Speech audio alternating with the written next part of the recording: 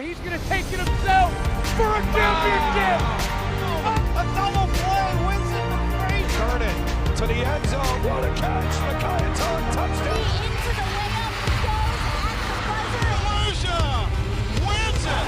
The championship.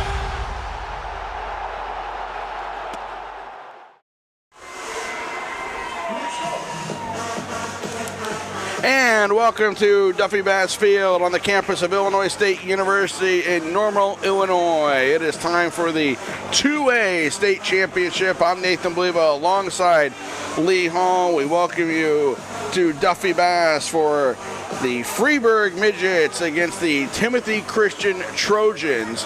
And these two teams, their fan bases, their coaches, both expected to be in the state title game. A lot of other baseball observers around the state expected it to be Sacred Heart Griffin and Normal U High, who were 1-2, and we just saw them in the third place game won by the Pioneers. Now it's the Trojans at 21-8. They are the home team on the scoreboard, and they take on the Midgets of Freeburg, who are 36-3, and we saw two really good games played by these two teams earlier today, Lee. They played good defense, they got timely hitting, and they got really good pitching when they needed it.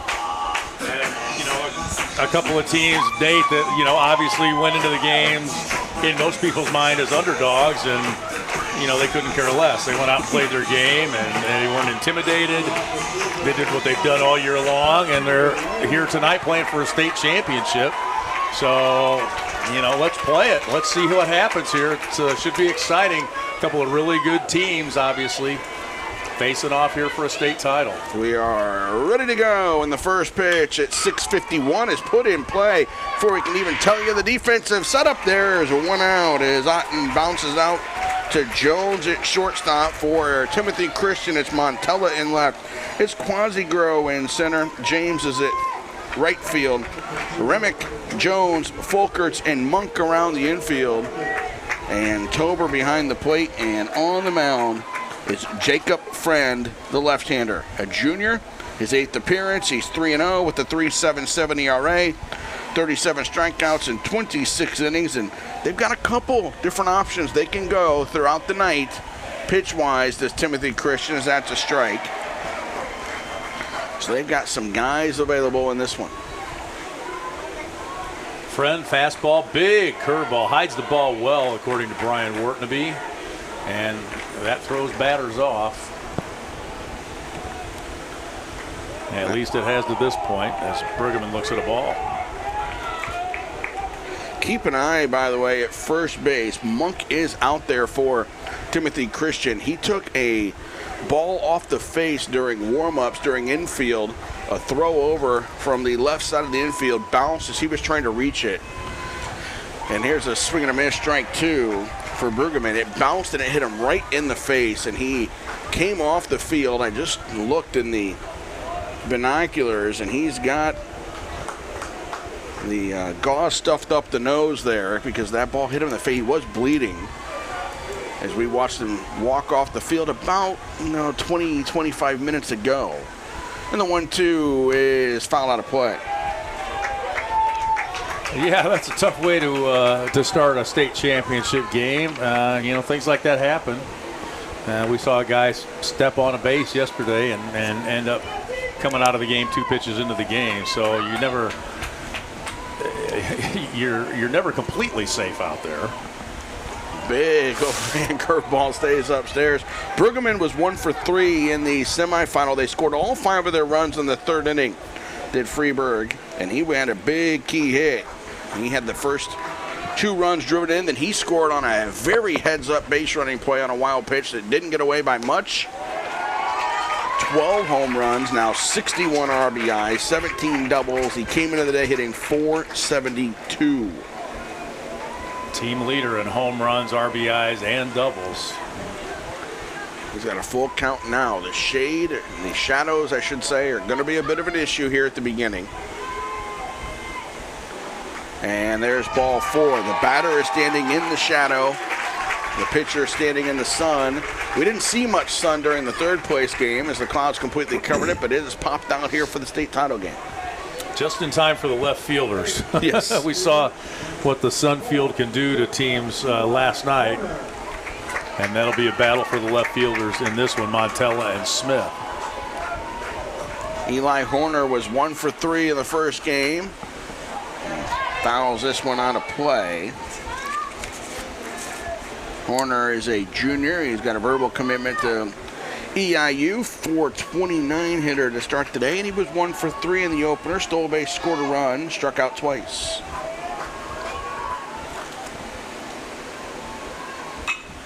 Lines this one into right center field. That's a gapper. Rounding second for third is Brueggemann, and he'll get the stop sign there. It's a double, and the Midgets are in business early. Well, you talked about that in one of the earlier games today, Nate, about how the walk that starts a rally ends up hurting you. And Brueggemann did a nice job getting on base, and Horner just ropes that one to right center field. Quick hands, puts the ball in play, good speed, 40 stolen bases on the year, and he chugged into second base, and 2 runners in scoring position now for Freeburg. Pitch to Hill is called a strike. Hill was 0 for 2 today. Home plate umpire Mike Wise from Morton. Paul Packelhofer from Chatham is at first base. Rich Cacciatore from Hudson's over at third.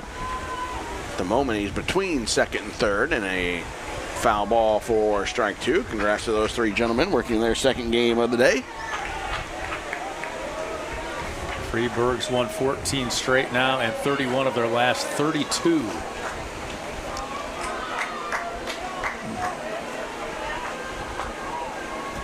The lefty set on the mound. That's low.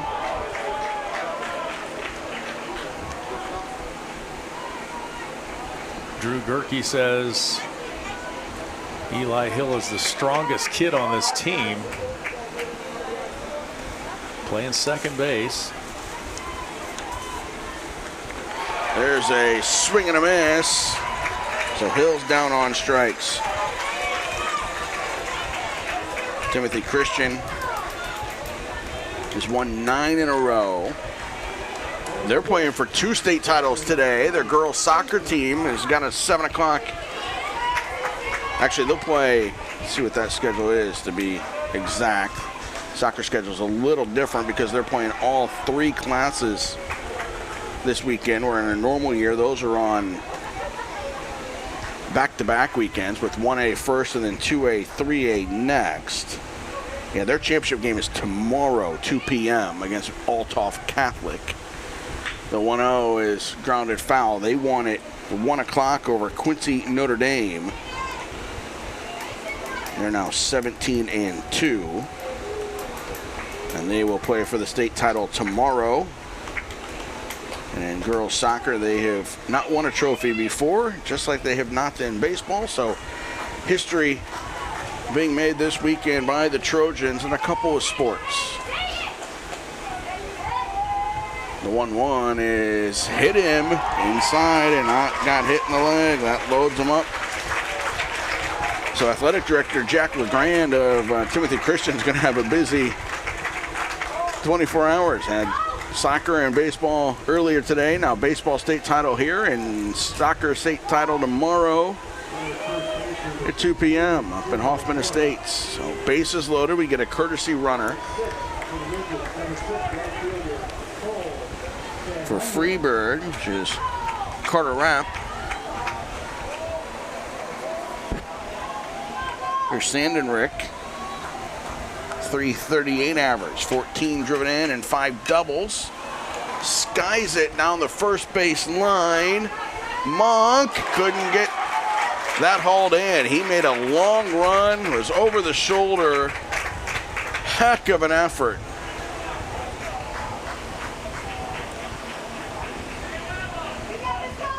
Yeah, he's pretty upset that he didn't get to it, but man, that would have been an outstanding catch. That was a tough chance for him. The fact that he got anywhere near it is pretty impressive.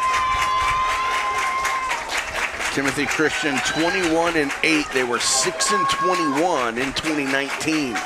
So quite the flip. Yeah. A lot of sophomores, a couple freshmen contributing. And that pitch is low, and we talked about that in the semifinal lead, that you can say sophomore, but they're really all freshmen competition-wise as well, because there wasn't the competition last year. They're older but untested, but they have come along here as the season's progressed. This one's found out of play, and they were great earlier today. They've been fantastic all season for Coach Ryan Ortnaby, and they started at 7-6, 9-7, and they're 12-1 over the last 13, and a ground ball to first base. Monk stayed down on it, but he's not going to win that race. And Freeburg strikes first. He kept it on the infield and kept the opportunity alive, but couldn't get the out. Let's take a look at it. Yeah, it almost Bill Bucknered him there. He stayed with it and made a great effort, but good speed down the baseline. And that gets a run across for the Midgets here at the top of the first. And looking for more. Pitch popped up, foul and out of play by Cade Smith. The senior's hitting .387, 5 doubles and 16 driven. He's a good contact guy up there. He hit leadoff. We talked about this in the semifinals. Hit leadoff earlier in the year, hit a skid and got moved down in the lineup, but drives this ball into the left center field. Diving effort what a catch by Quasigro to make the catch and save at least 2 runs and possibly a third if he doesn't haul that in. Quasigro. What a catch. 1-0 Freeburg.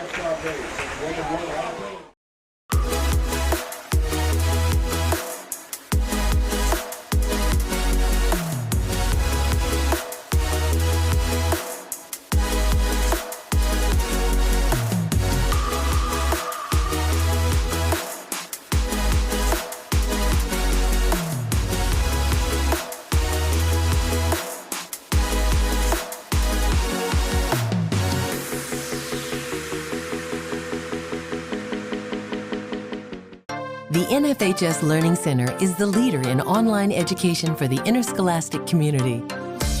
At nfhslearn.com, you can find over 70 courses, including more than 30 free courses, such as concussion in sports, heat illness prevention, sudden cardiac arrest, and protecting students from abuse.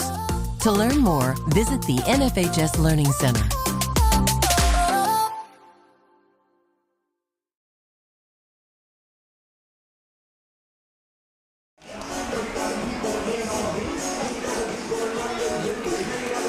You're watching live coverage of the IHSA Baseball Championships on the NFHS Network. NFHSnetwork.com/IHSA is your destination for the most comprehensive coverage of Illinois high school playoff action.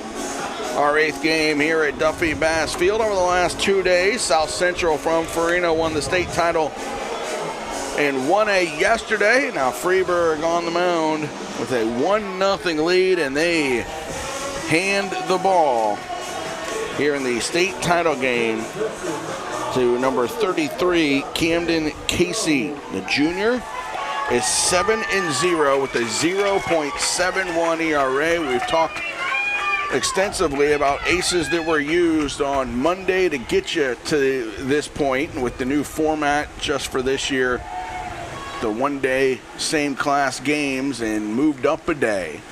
And that burned a lot of aces into the state finals. Well, here's one. Camden Casey, a junior, 7-0, 0.71 ERA.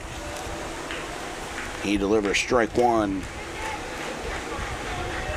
to Timothy Christians, the leadoff hitter, who is their pitching ace, Ben Jones.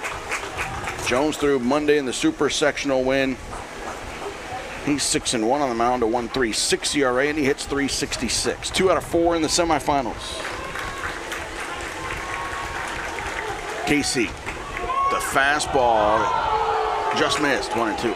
Fastball curve changeup for Camden Casey. Good movement on the fastball. Gets it up there about 84, 85 miles an hour. The Junior brings it home, and that's outside 2-2. Timothy Christian got here by knocking off Winnebago in the Super Sectionals up at Rivet Stadium in Rockford, a 5-2 win there. Their last loss was May 20th, and a ground ball to short for Jones. Corner over to first, one down. Smith in left, Otten in center, Sandenrick in right, Viking at third, corner at short, Hill at second, Brueggemann at first, Ott behind the plate, Casey pitching. Otten through game one, at least as a starter, and pitched really well for Freeburg.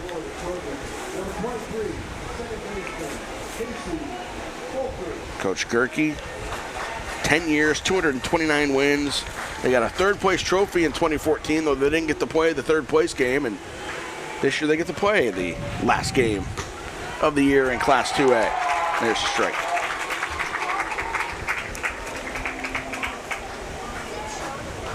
Casey Folkerts is a freshman, 344 average. And a strike. Well, you can tell Casey likes to fill up that strike zone. Folkerts can play any position but pitch for Timothy Christian. Very versatile young man. Chases that one down on strikes. 2 outs. Good breaking pitch that time from Casey to get the strikeout.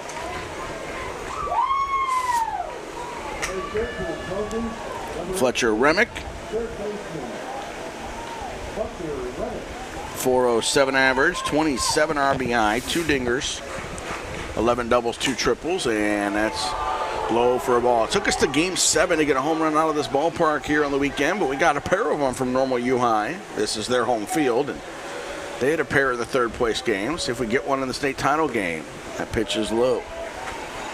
6 of them on the year for the Trojans as a team. C.J. James, who's on deck, has 3. Remick has 2. Donald Tober with 1.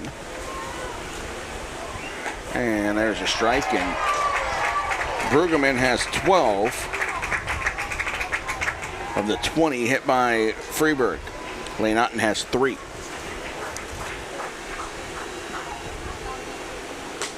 There's a strike, 2-2. Ooh. He's placed that fastball out there on the outside corner twice in a row now. Remick was 1 for 2 earlier today, on base 3 times in that ball game.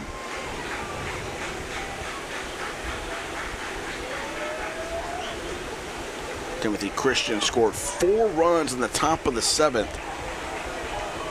So I know Freeburg was getting ready for their game against U High, but if they saw any part of that Timothy Christian Sacred Heart Griffin game, they know they're going to have to get all 21 outs. They're not going to be given anything. The 3-2 is ball 4. Timothy Christian gave up 4 runs, bottom 6, and went down 6-3, and they scored 4 runs really quickly in the top of the 7th to go up 7-6, and then held off the Cyclones' bottom 7 to get to this game. Yeah, a couple of walks, a couple of errors, a couple of base hits, and it all added up to 4 runs after it looked like Sacred Heart Griffin had kind of taken command of the game going into the top of the 7th. Grounder to third. Freiking fires it over to end the inning. A 2-out walk, nothing else doing for the Trojans in the first. 1-0 Freeburg after 1.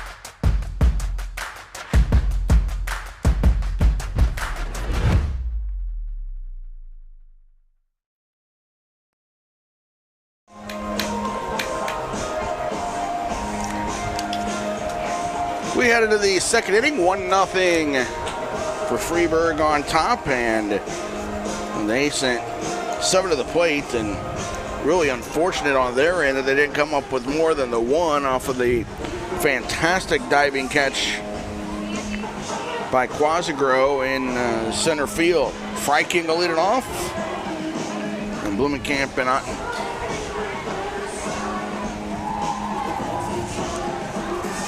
Freeburg out of the Cahokia Conference.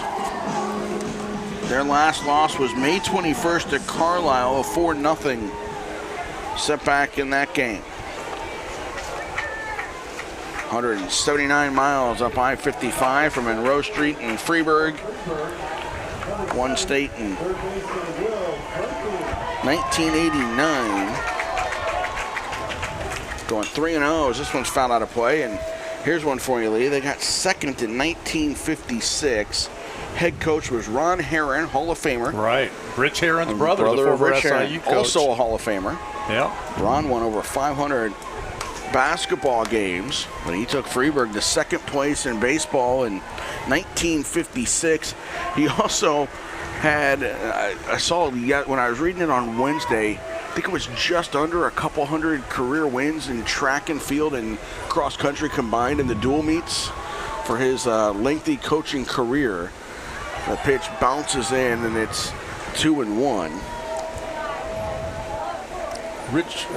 Ron would come to things with Rich, so I know I met him, but boy, Rich was the character there, I think.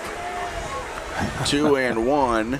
God bless his soul. He was a fun man, a polite man, and a heck of a coach. Yeah, I saw Ron's name on there. That's pretty amazing. Both of them in the Hall of Fame. The 3-1. Down and in, and ball 4 to Frankie. They went from 1956 to 1989 without a trip to state.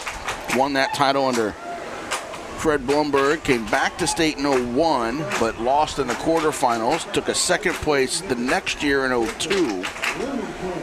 And Coach Gerke brought them to state in 2014 at Dozer Park in Peoria. They lost in the semifinals. The third place game was rained out, so both teams that had lost in the semis took third. Here's a ground ball to short. Flip to second for a 1. On to first. And that's a 6-4-3 double play, and that's the first routine double play that we have seen today. Made it look pretty easy, didn't they? We've had a few close double plays. We've had a few unconventional double plays, which either had a base running mistake in there one way or another, or an overthrow and then a rundown. But that's the first real double play we've had. And that ball is launched foul down the left field line. Jones to Folkert to Monk.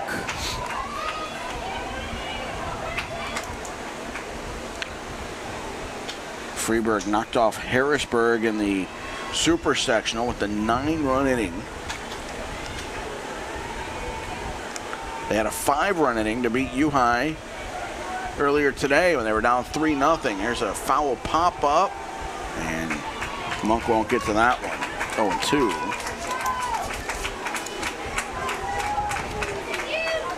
Well, we know that they will have a Mexican Monday at Tequila's. That's just where they like to go. They wanted to go there after the super sectional win Monday, but they didn't get home till about 11:30. Coach Gerke said they will be very happy if I mention their Mexican Monday at Tequila's. Just a fun bunch of guys that like to do everything together. I mean, you can never go wrong with Mexican food. I mean, come on. The 1-2 is down and in. Did he invite us to Monday's I'm there. dinner? That's what I want to know. I'm there. Give me the fried chimichanga. I'm there. A little queso. Swing and a miss. Double play helps Timothy Christian in the second. It's 1-0 Freeburg after an inning and a half.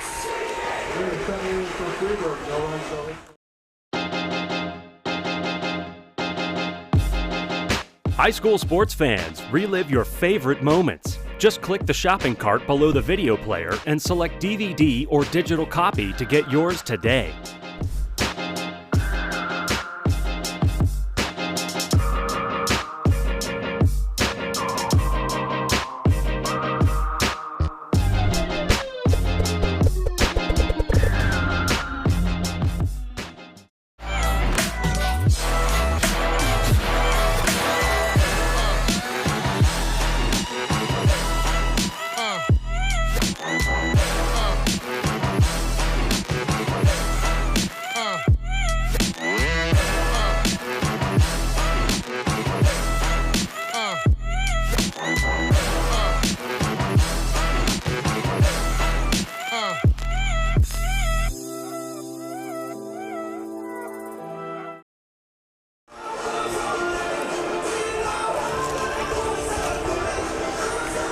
1-0 Freeburg as we head into the bottom of the second. Montella, Tober, and Foy will be the batters here in the second inning.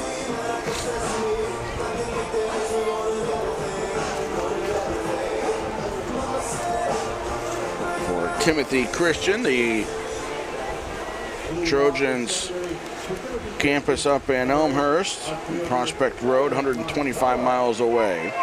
Their 6th regional title, their 3rd sectional title, as they had 17 and 18 titles. Won boys soccer back in 2015. That was also right here in Normal over at the Corn Crib. It was the last year of the boys soccer finals with the Corn Crib before moving to East Peoria for 1A. And there's a strike on the corner. Wayne Huizinga, former owner of the Miami Dolphins, an alum of Timothy Christian, and the 0-2s outside 1 and 2. We talked a lot this weekend about, of course, COVID and coming back from all that. At least a couple of the guys on this Timothy Christian team were on their basketball team. Montella down on strikes. 2nd strikeout for Casey.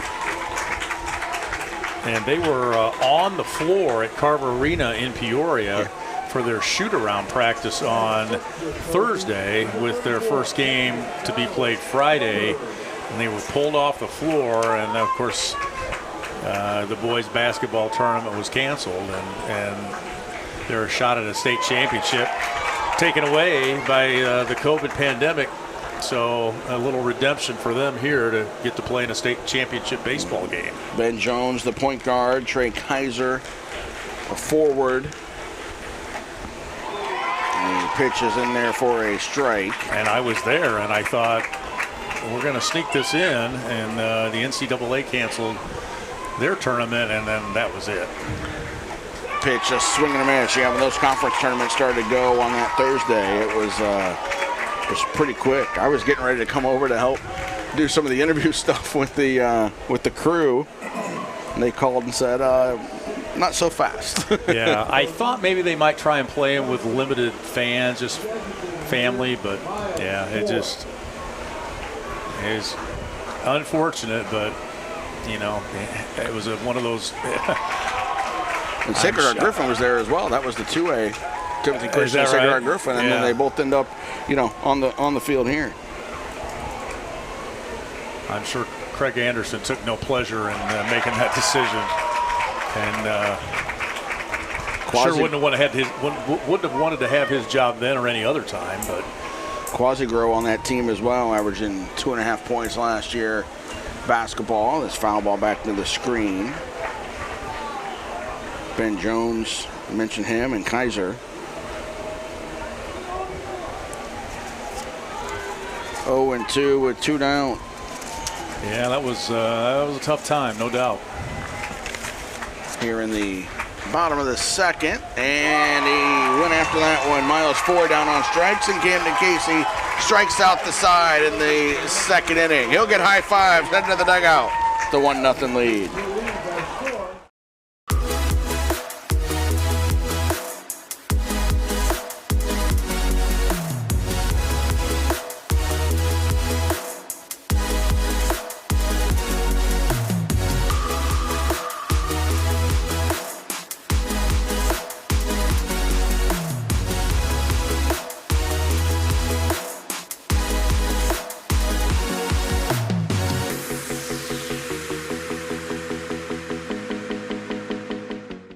The NFHS Learning Center is the leader in online education for the interscholastic community.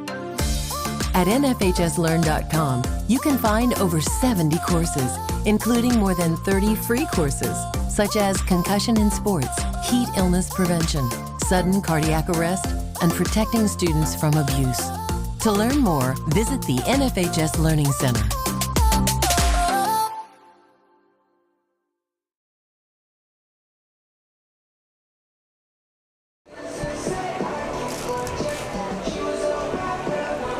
We head into the third inning, 1-0 for Freeburg. Here in the 2A state title game.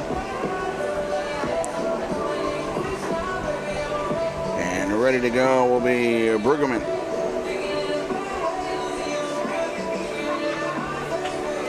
Brueggemann, Horner, and Hill against the left-hander Friend.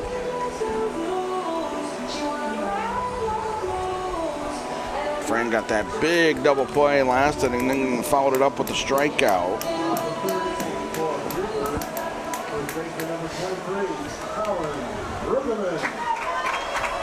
And here's Brueggemann.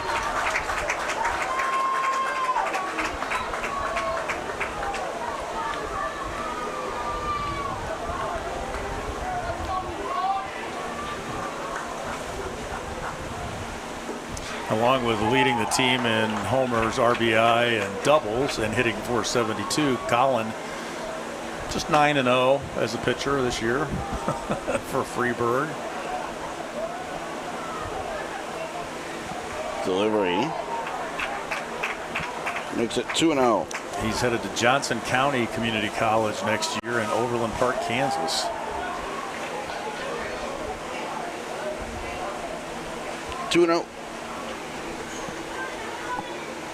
Big 6'7" left-hander. Drives this ball out to left field. Montello's right there for it. Sounded great coming off the bat, but it curved back to the left fielder, and here is Horner. Yeah, it just carried too far. He hit the snot out of it. Shortstop number 4, Eli Horner. Horner doubled last inning and was left at third. And there's a strike. Not a lot of power. Drew Gerke says he's a grinder at the plate. 1 home run on the year, but 32 runs batted in. Pretty good out of that 3 spot. Foul ball just over the top of the Coming back. netting and got off the press box, and they weren't ready for that one. No, went right off his hands. Yeah. I knew I should have had that. Pitch bounces in.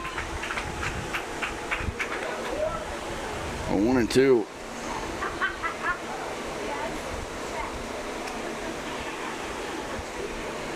Horner doubled in the first inning. He's 2 out of 4 on the day.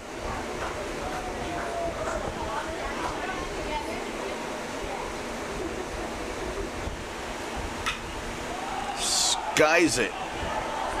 Got to battle the sun. Remick takes care of that. Won't have to worry about the sun much longer, but still the lefty Friend is he's kind coming out of the sun. Yeah.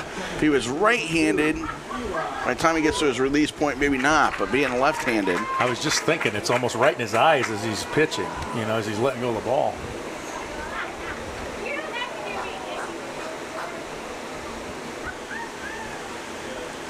He delivers a strike to Eli Hill. Coach Gerke, when he was describing Hill to us earlier this week, said he's got tree trunks for legs. He spends a lot of time in the weight room.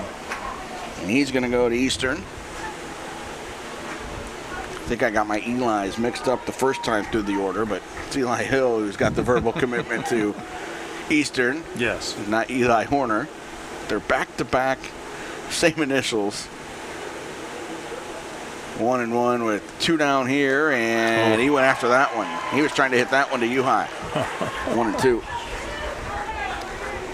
Hard to lay off that high heat sometimes.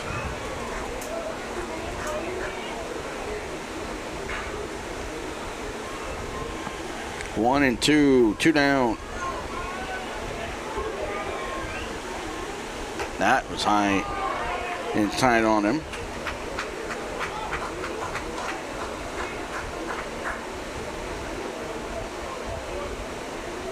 He's second on the team in doubles, leads the team with 4 triples.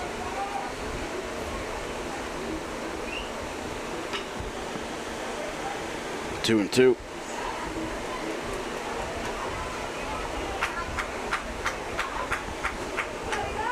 Was hitless in the first game today. Got on base a couple times, but did not have a hit.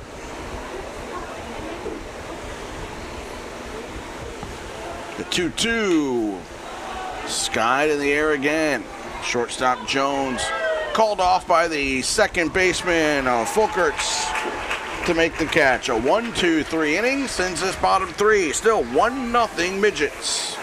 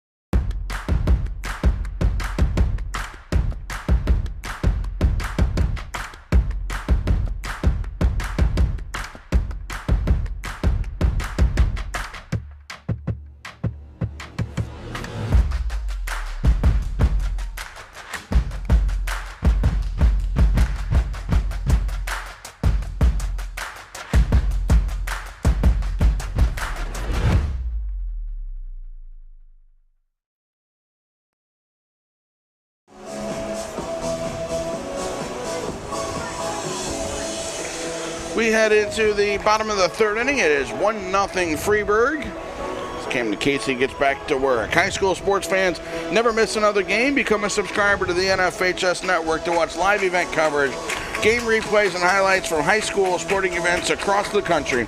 Millions of athletes, thousands of games, one destination. NFHSnetwork.com. We are high school. Ethan Monk leads it off. The sophomore hitting .256 with 18 RBI, takes the strike. 0 for 3 in the semifinal victory.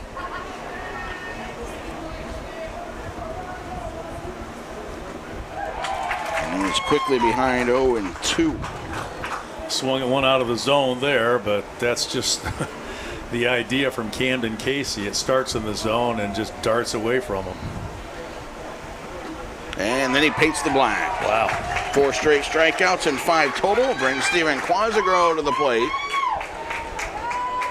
Quasigro hitting .250, but how about his defense today, Lee? Let's give him a gold glove on the day. How about that? That's in the semifinal game. Running, diving catch to his left, now one to his right, and that stopped what could have been a huge inning for Freeburg in the top of the first. They got 1 run, and they could have gotten a lot more if he didn't get there to that ball. With 2 outs and the bases loaded, at least 2 are scoring there, maybe 3. He pokes this ball to left field, and that'll be caught by Smith.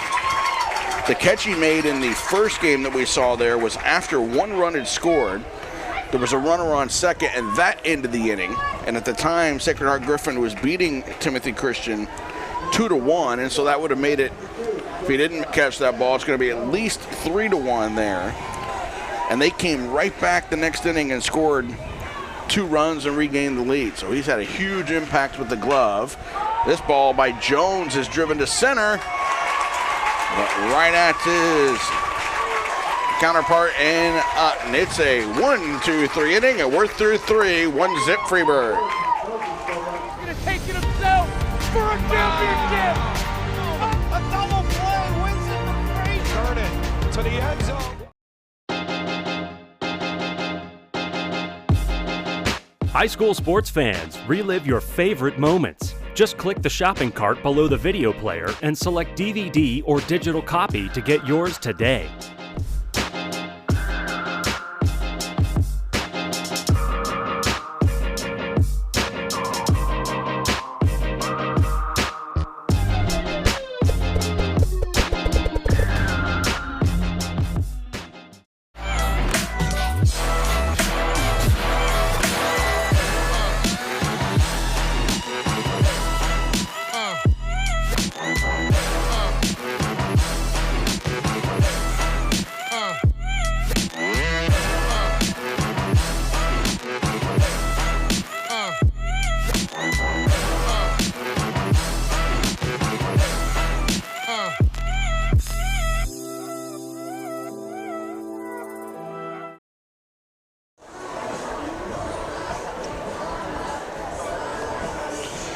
We head into the fourth inning. It's 1-0 Freeburg on top as they are ready to get back to work.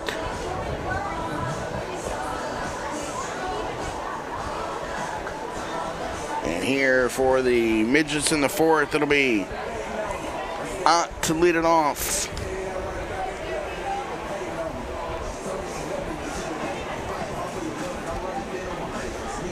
Hayden Ott, 1 for 3 in the first game today. Hit by a pitch his first time up in this one. Senior hitting .359. Sandon Rick is due up second.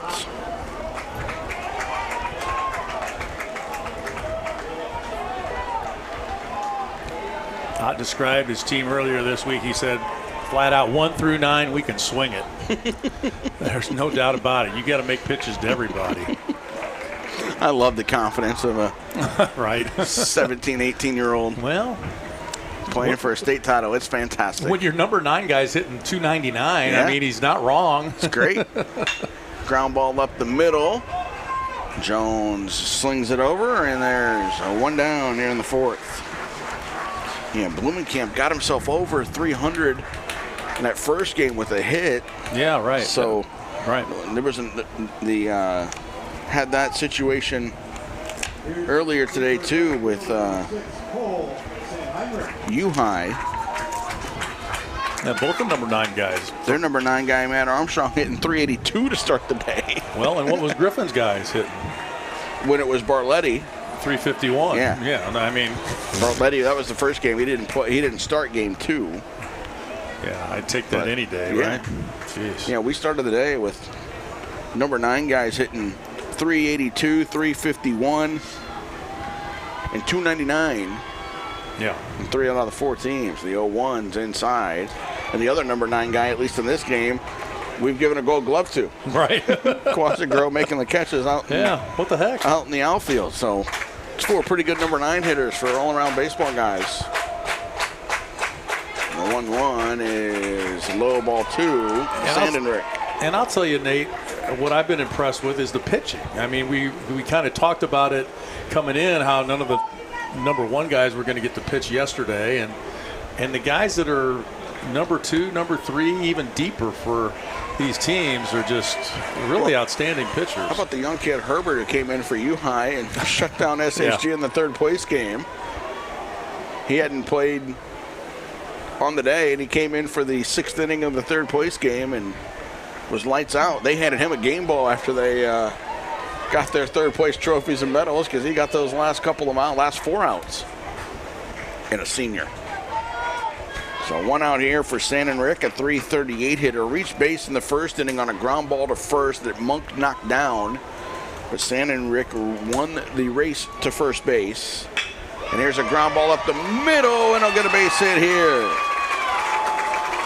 Well, and the other thing, Nate, they're not just guys out there on the mound playing the position of pitcher. They are pitching, which is different than just being on the mound throwing. They're moving the ball around. They're changing speeds. They're hitting their spots like we saw from Camden Casey last inning, painting the black on the outside, throwing a curveball that's breaking away, and then dotting the outside corner with the fastball. And just very impressed. Very impressed.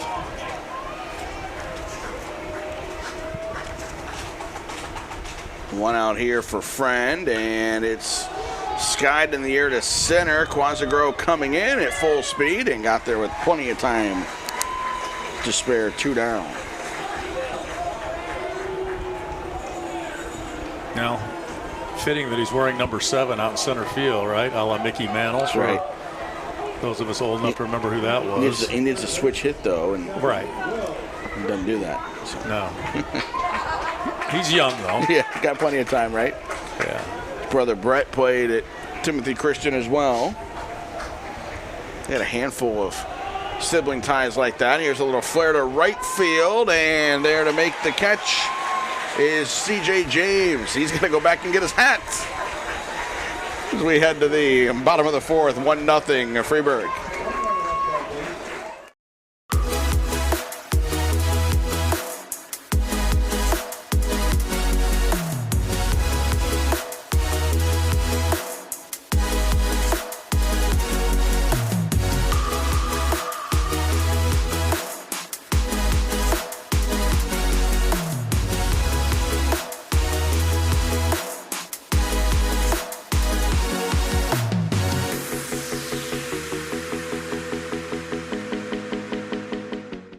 The NFHS Learning Center is the leader in online education for the interscholastic community.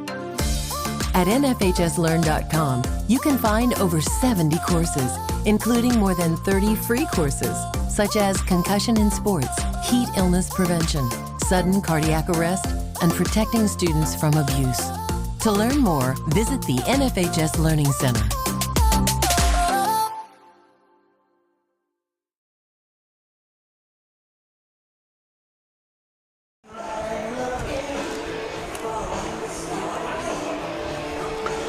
Welcome back to Duffy Bass Field here on the campus of Illinois State University. Today's game's available for all subscribers via the NFHS Network live mobile app for Apple and Android devices. Download the app from the Apple App Store or Google Play Store today and start watching live games wherever you are. Camden Casey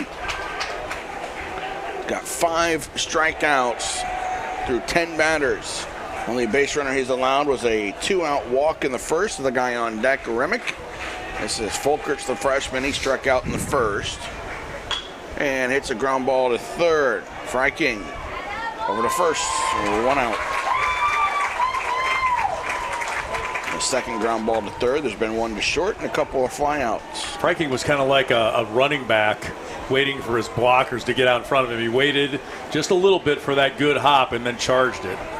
And made a real easy play out of it. Remick is next. Fletcher was 1 for 2 in the first game today. He's got a walk in this one in the first inning. And here's a little chopper. Casey gets to it, throws to first and safe. Remick's been their only base runner. He's been there twice now, and he beats that one out. Little roller about 45 feet down the third baseline, and he beats it out for the base hit. Our varsity coach used to jokingly call those tape measure shots and call out how far they went.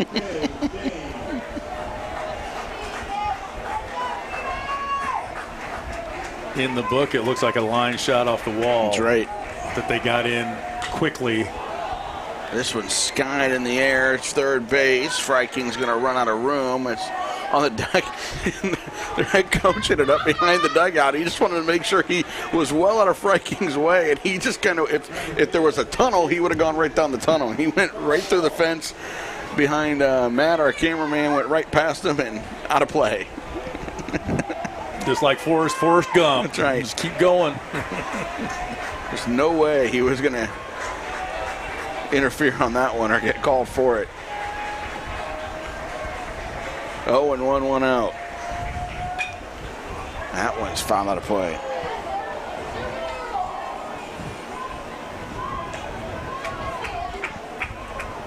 Camden Casey threw 4 1/3 innings in relief in the super sectional on Monday to get the win.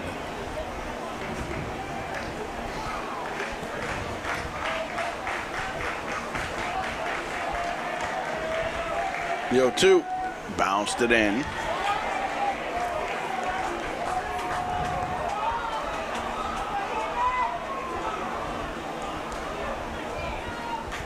Good hop back there by Hayden Ott to keep it in front of him, keep the runner at first.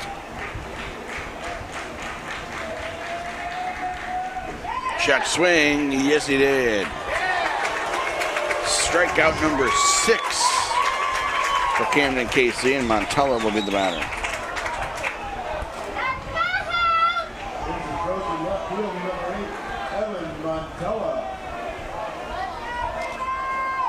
Brian Whartonby wasn't sure if Montella would be a platoon player when the season started, and then he went from platooning to being a clutch hitter and being in the lineup every day. And he stands in here at a strikeout. His first time up, that's when Casey struck out 4 in a row. He was number 1 in that stretch. And knocks this one foul.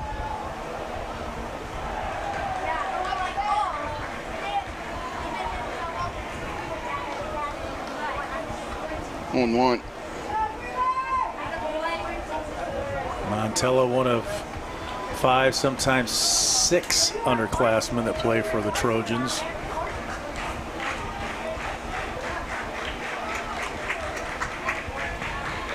So we might be seeing a lot of them over the next few years.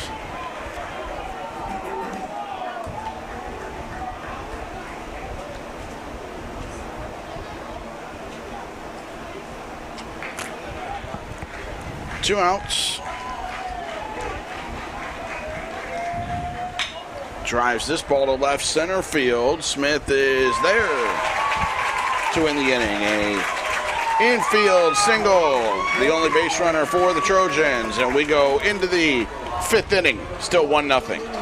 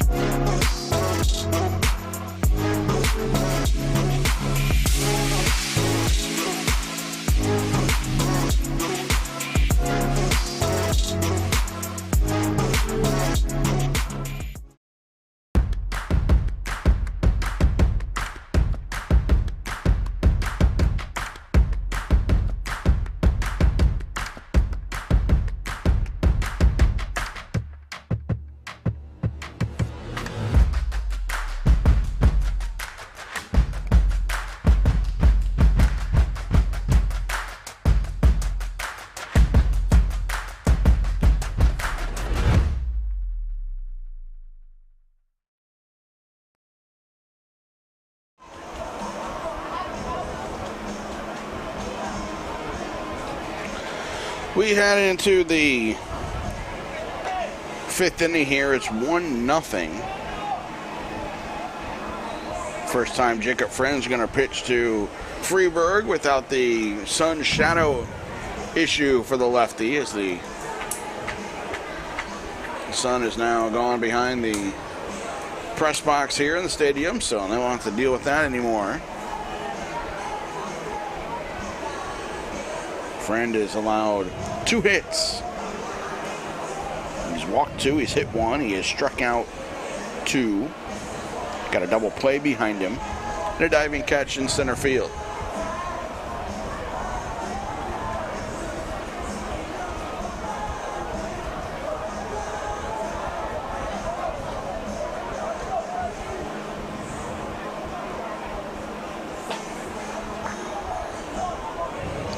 He's ready to go in inning number 5 against 9-1-2. Blumenkamp, Otten, and Brueggemann.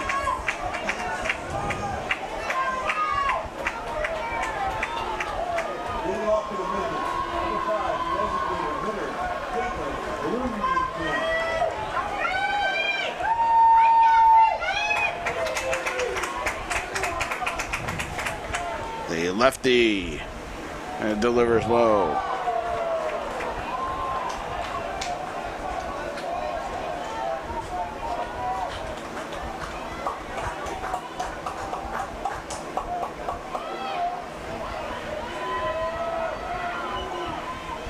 Pitch is hit on the ground, back towards the mound, and over to first in time for the out.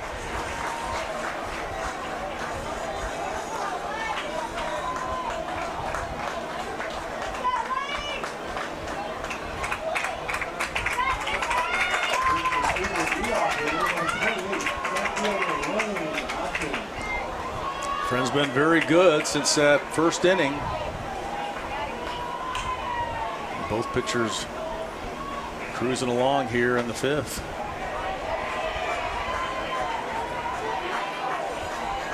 Oh, and 1 here. Otten, the ground out and a strikeout. He moved into that leadoff spot when Cade Smith struggled a little bit. Drew Gerke said he was 3 or 4 weeks slow start, and then it clicked, and he's been phenomenal ever since, hitting over 400 up there. Doesn't chase like a good leadoff hitter shouldn't.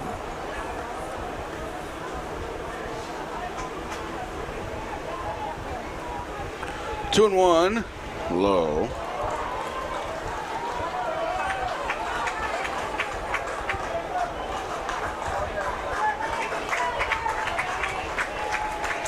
3-1, one down. This ball's driven to center field, and Quasigrove's right there for it. Didn't have to dive. I know, it's just so ho-hum. Come on. We're used to the dramatic out of him. Obviously, he's making the plays he should. The ball's carrying a little bit, I think, tonight. Some of these balls that are line drives that look like they would go down, they just kind of, it looks like they get in for base hits. They just keep carrying, and there's not really a breeze. You can see the flag in right field next to the scoreboard is hanging limp. There's a base hit into right field. Brueggemann's going to watch it go to the wall. He's digging for second. Got it back in quickly, did James, but it's a double for Brueggemann, his 18th of the season. Adding to his team leading total there in doubles. He's really a fun player to watch. 6'7", and look at him wait on that big breaking ball. Man, he got that bat head out quickly, didn't he? Yeah. Oof. He's at second with 2 down for Horner. Well, he's 6'7", and I think that breaking ball was higher than his head when it started. And he probably doesn't see a lot of those. 1-0, 2 outs.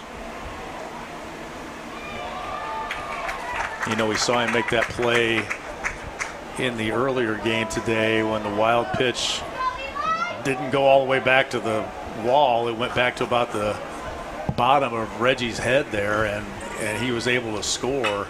This ball's golfed down the left field line, but out in front of it too far. Yeah. So he's got the instinct, and that too. was on a swing and a miss too. So he had to make sure that where the ball was, where it was going, and yeah, he was quick to come home on that one. And I don't think I've ever seen anybody score on a pitch that was that close to the catcher after he got by it. 2-1. Ball's driven to center field, and that's going to be down. That'll bring home Brueggemann here. An RBI single for Eli Horner. A little 2-out base knock doubles the lead. Brueggemann double to the wall, and Horner drives a single to center. Well, see, A-Not said 1 through 9, and this is the top of the order, so you'd expect it from them. Back-to-back, hard-hit balls.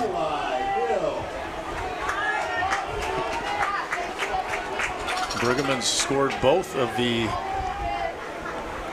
runs for runner go Freeburg. I'll snag second easily. How about on the end of that play? The throw was going into second, and Tober's trying to deke Brueggemann, then he needs to slide at the plate like the ball's coming in on him, and it's 120 feet away. The game within the game. Here he Runner goes. takes off for third, and still that without a throw. Huh?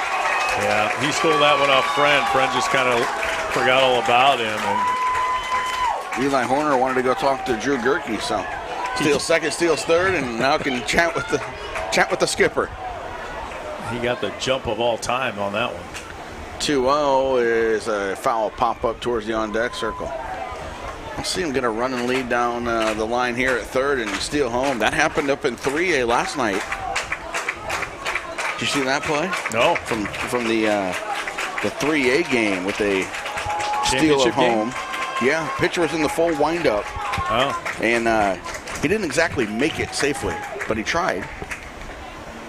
There's a throw to third, and he got him.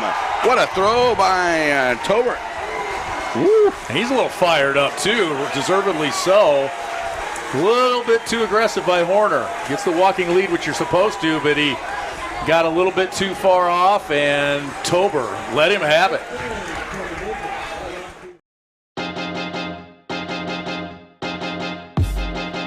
High school sports fans, relive your favorite moments. Just click the shopping cart below the video player and select DVD or digital copy to get yours today.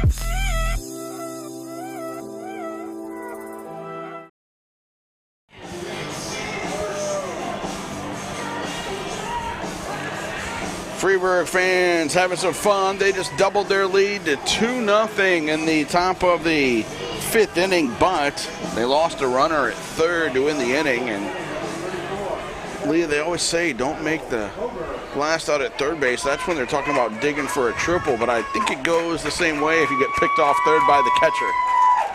That still counts as a cardinal sin of making the last out at third base, right? Yeah. Well, he's just a little too aggressive. I mean, he was feeling it. He stole second. He stole third. And you're supposed to get a walking lead for just the reason that we were talking about with Bergman. That's what you do. When the pitch is going, you walk. You take a walking lead in case it's a wild pitch, and then you're moving forward. Your momentum is moving forward. But you can't stray off the back that far, and Tober was just all over it like a certain Cardinal catcher named Yadier Molina would be, and gunned him out, made him pay. Well, there's Donald Tober at the plate. He just watched strike 3 after seeing a curveball. He's got a fastball. It was in the zone for strike 3, and that's strikeout number 7. Oops.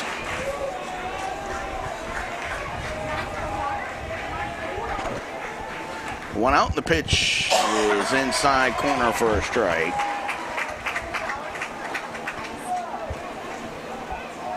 Oh, and 1 out. Pitch inside corner for a strike, and it's 0-2.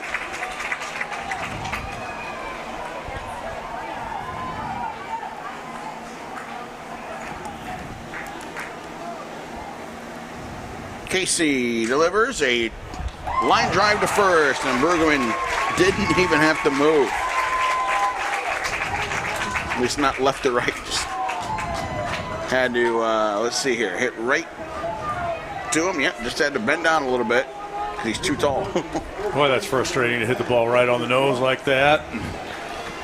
Make an out. Haven't been too many solidly hit balls against Camden Casey, and he's just going to take this one himself. That's another hand. That's another 5-6 pitch inning. Sends us into the 6th. That's 2-0 Freeburg. Can't get our material in, man.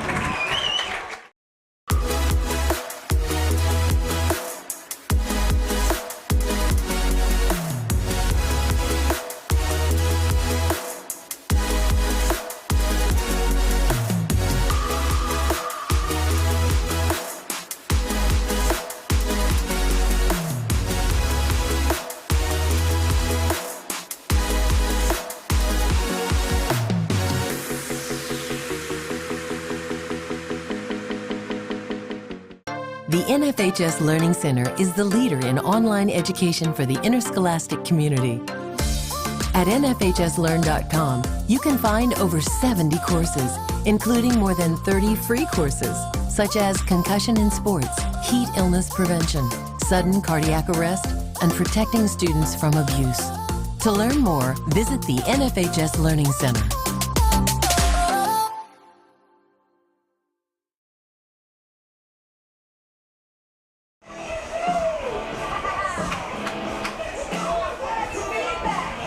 We head into the 6th inning here. It's 2-0.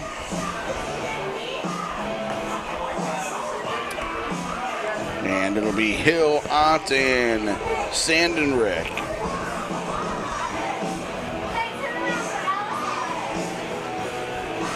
Against Jacob Friend. 2 runs, 4 hits. For the Midgets, no runs and 1 hit that went about 45 feet for the Trojans. A roller down the third baseline and just beat it out at first base for Remick, the only hit that they have today. Hill was batting when Horner was picked off third to win the 5th, so he leads off the 6th inning here.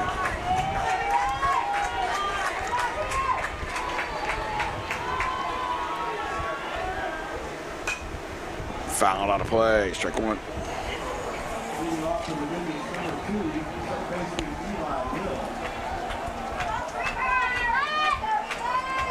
Hill's 0 for 2 in this one.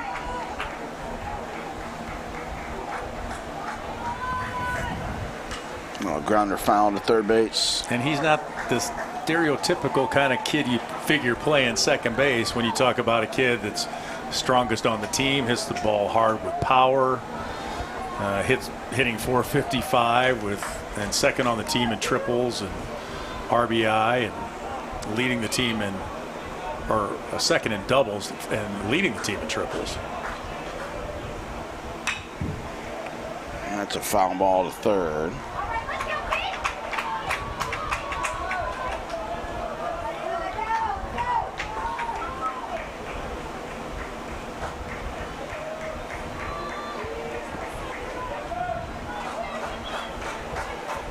Oh, and 2, he's ready again.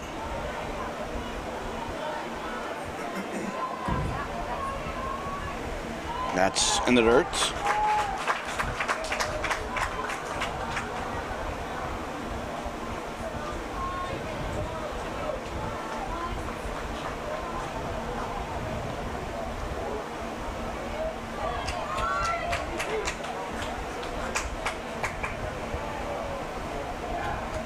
One and 2, and that's in the dirt.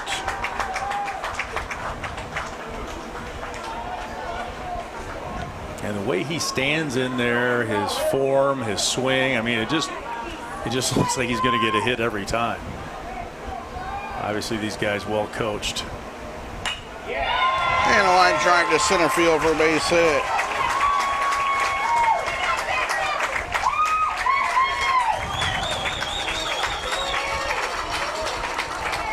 Pretty nice job of hitting there. Got behind in the count. Still found a pitch he could drive up the middle. Good. You know, he's batting fourth in the lineup, but in that instance, he's the leadoff man and played it like a leadoff man. Got a little bit into the count and gets on base to start the inning. Here comes the throw over.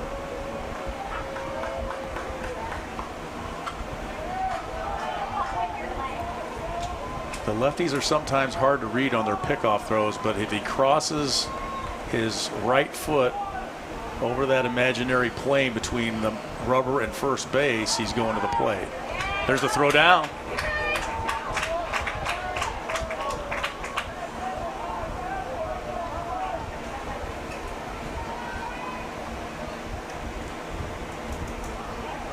Another throw over.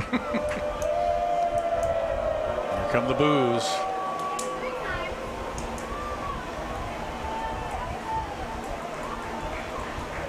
And Hill up And there's a ball. Yeah. Hill was not intimidated by the throws over. Jumped right out to another big lead, and I'm not sure what Friend did here. Oh, there it was. Flinched.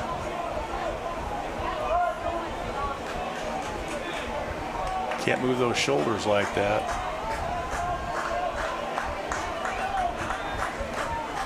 Not without throwing over anyway.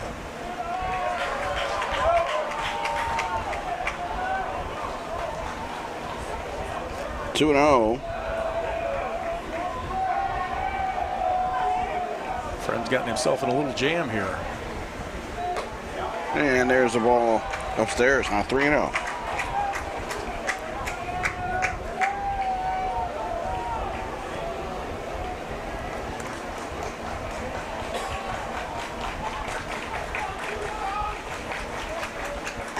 There's a strike.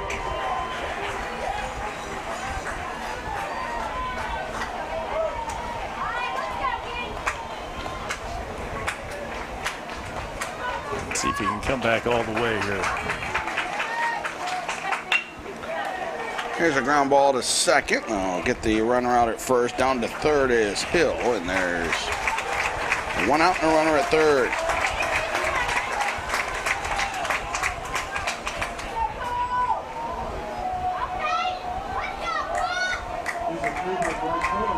Good job of getting the runner over. I don't know if they are playing it like that and intending to do that, but that's how you should do it. Hit to the other side and get the runner down to third. You know, they want to keep adding on. They saw Timothy Christian come back in the 7th inning earlier today with a 4-run top of the 7th against Sacred Heart Griffin to get to this game. Now it's 2-0. in the 6th. The runner on 3rd and 1 out. They lost a runner at 3rd last inning on a pickoff.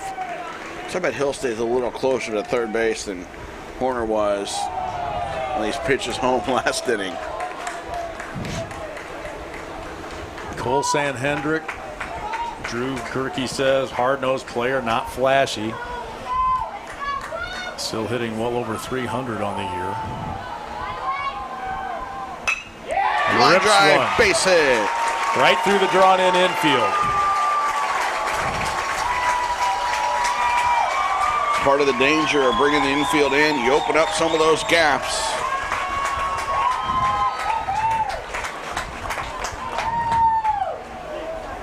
And here comes Brian Wortnaby.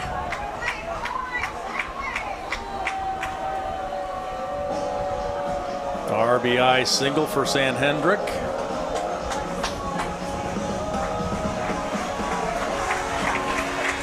So Friend is done, and number 9 is coming out of the dugout. That's right-hander Jake Armstrong. We'll tell you about the freshman and his numbers on the season. We come back. 3-0 Midgets.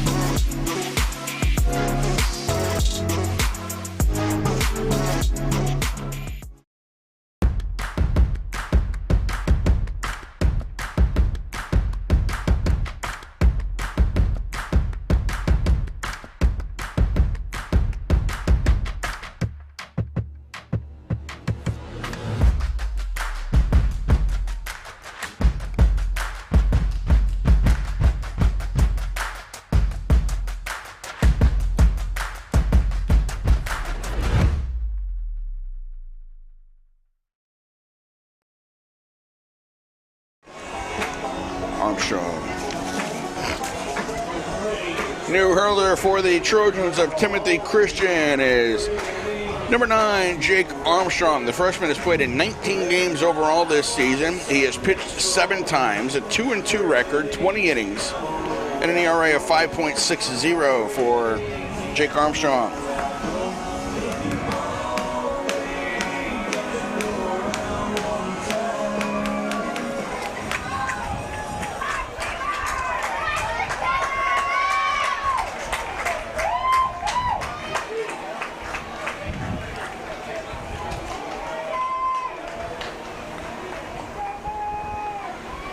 One out, the pitch is high and tight.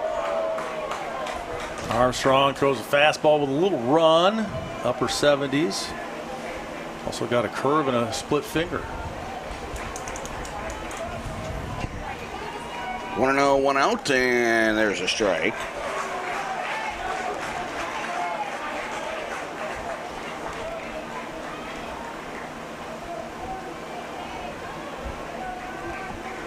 One and 1, 1 out.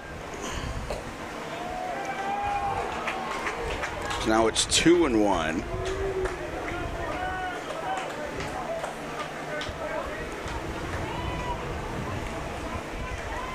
Two and one down. Little poke to center and a base hit. Third hit of the inning. It's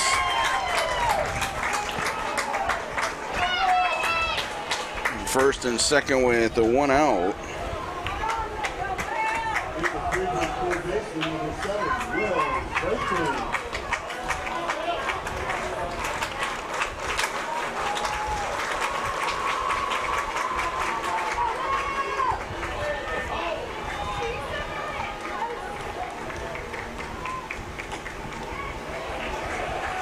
Franking's had some big games here in the postseason. Bases loaded double, sectional final, 3-run homer, and that 9-run fourth on Monday in the Super. Big breaking ball. Whew. That's a good pitch. Man. It's a freshman, too. 5'10", 165. 0-2, one down.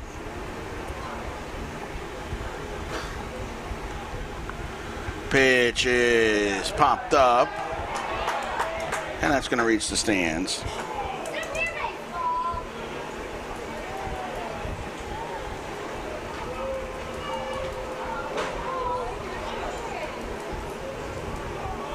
Not sure there's too many people left back in Freeburg tonight. Hopefully somebody's minding the score. Great crowd here tonight. Yeah, it's been fantastic all weekend. We had a little bit of that rain this morning that drove a few people away.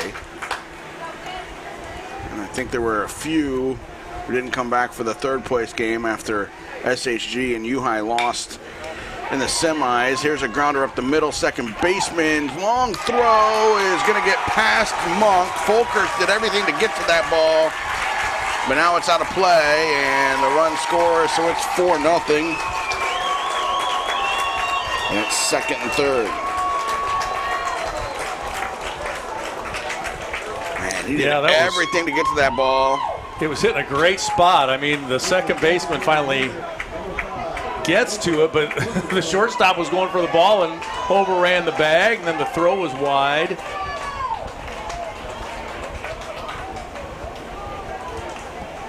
It was just, I mean, you talk about those perfectly placed pop-ups we've seen. That's exactly what that was, too. A perfect spot for it.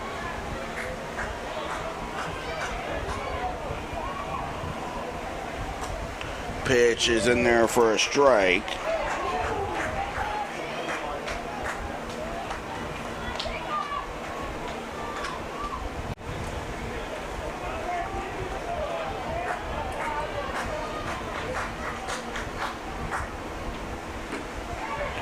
And there's strike two.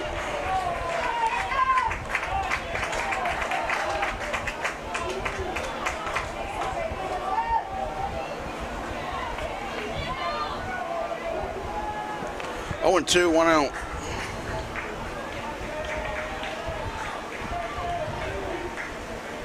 That's upstairs.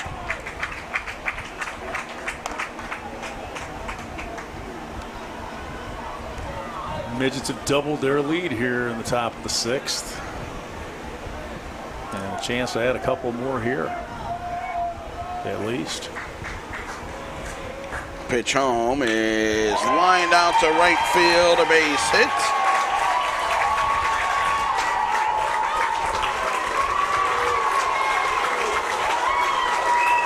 Three-run inning, and it is 5-0 for Freeburg.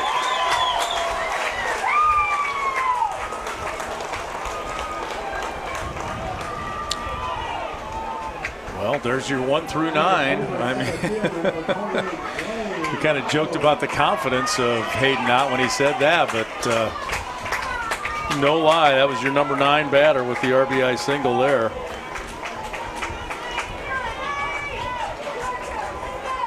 This inning's been 4 through 9 in the lineup. That's going to get down and out of play.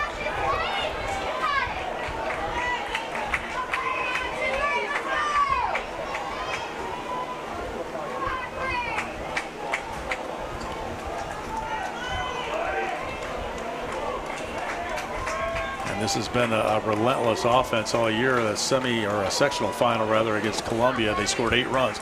All of those came with 2 outs. Runner goes for second, and they're not going to throw there. Only 1 out here, but it just shows you the relentlessness and the ability of these guys to stay focused no matter what the situation and come through with big hits. It's what they did earlier today. It was 3-0 U-High. The Pioneers were cruising. Matt Salzard allowed 1 earned run on the season, and then boom, boom, boom, it's 5-3 Freeburg. And it's outside for a ball here. They did that with the same part of the order. It was 8-9 that got it going. It was Fryking walked with 1 out. Yeah. Blumenkamp singled with 2 out. Brueggemann singled, and a single, a steal, a wild pitch. And just like that, they're in the state title game. Here's a flare base to center. It's down into right center. The merry-go-round just keeps on turning for the Midgets. And this section in blue here, you mentioned that the entire town is here, and sure seems that way. A lot of them have on the Final Four t-shirts with all the players' names on the back. You see a bunch of those throughout the stands in the section, and they're dancing around back there right now. Yeah, the chute deployed on that one. It wasn't awful pretty, but it got the job done for sure. The team batting average for Freeburg coming into the weekend, 369. Team batting average, 369. 366 hits on the year. So we knew they had this ability. And there was a question if they would, if they had a chance to get past a team like U-High. Sure enough did. And 6 runs and counting so far, 4 of them here in this 6th inning.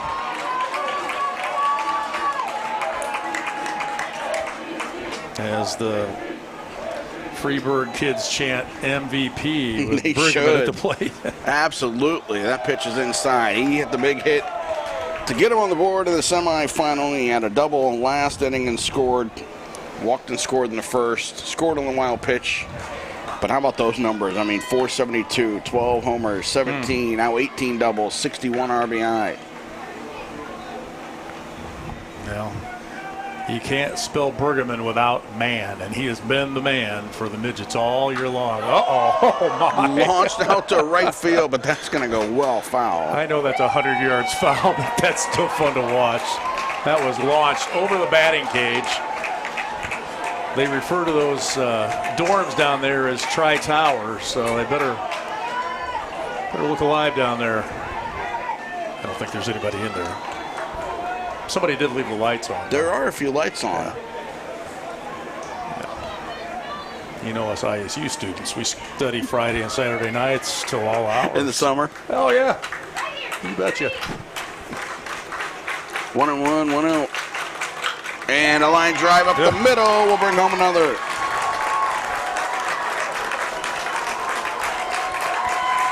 We said there's no quit in this Timothy Christian team, but they've dug themselves quite the hole now with a 5-run 6th and a 7-zip game.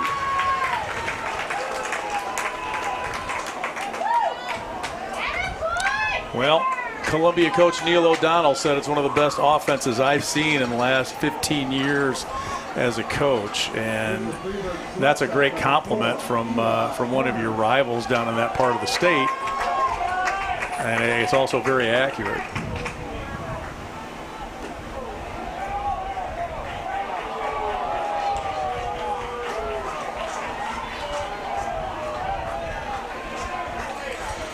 Oh, and 1 down.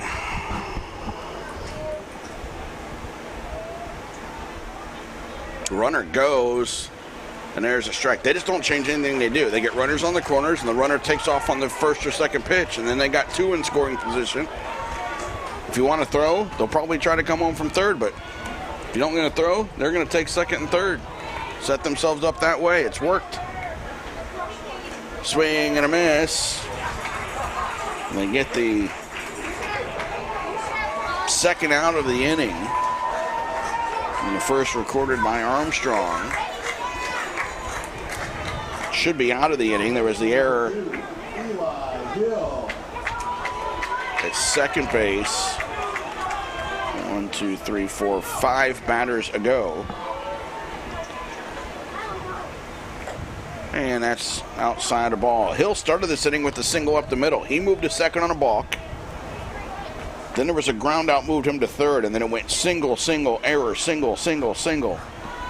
A couple stolen bases mixed in. And there's a strike.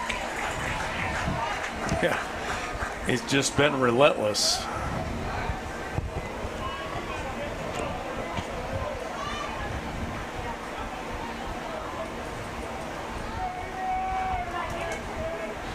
Armstrong's trying to hang tough and get out of this inning. put an end to it.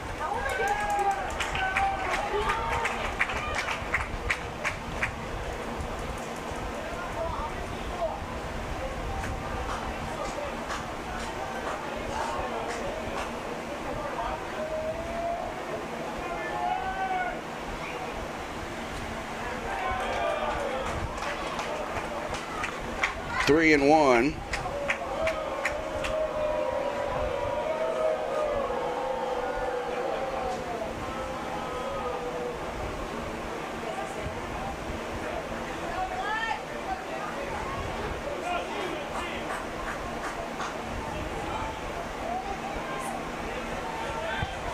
Three and one, 2 outs.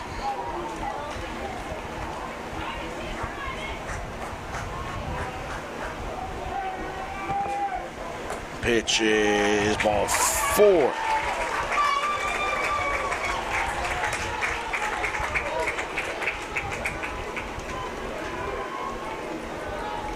Armstrong is not having a lot of fun out there in his state finals appearance.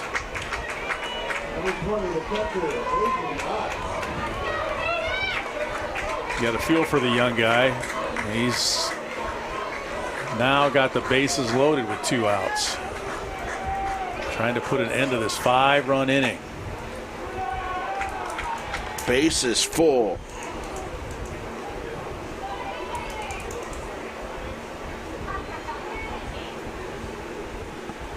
The 1-0 is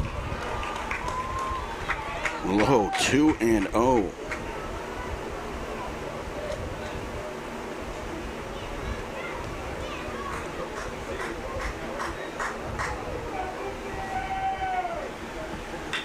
Grounder to third.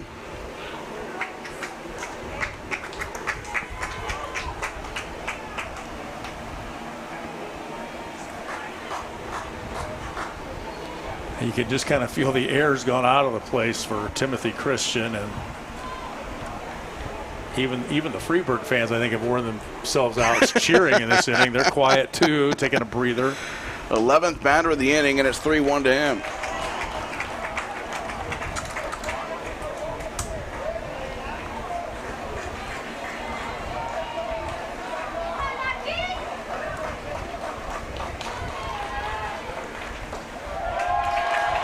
There's ball 4.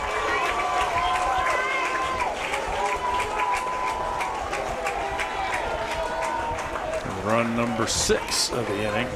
Get a meeting on the mound here, and let's see if we're changing pitchers or if they're just going to chat with Armstrong.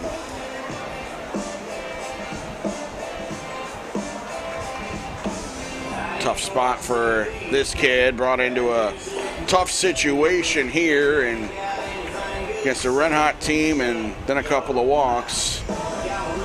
He took the ball, but no signal yet. Yeah, okay, so Armstrong's going to stay in the game, but not pitch, and they're going to hand the ball over. So we'll take a break. We'll come back, tell you all about the new hurler right after this on the NFHS Network.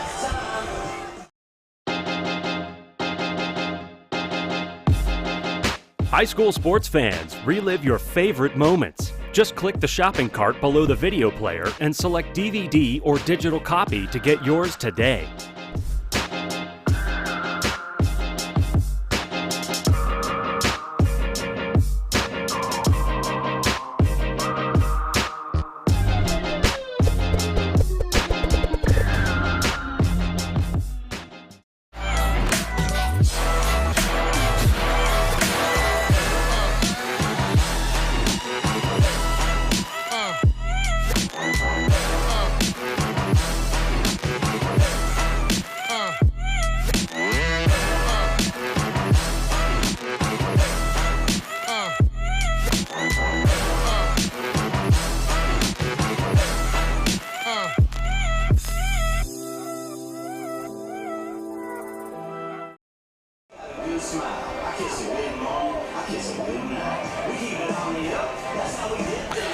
We head into the bullpen of the Trojans, and it's Casey Folkerts moving from second base. Jack Armstrong went to second base.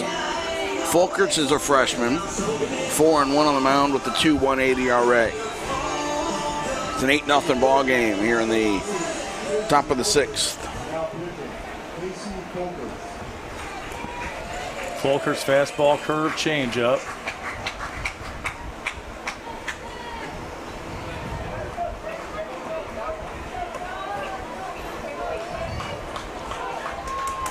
Two down.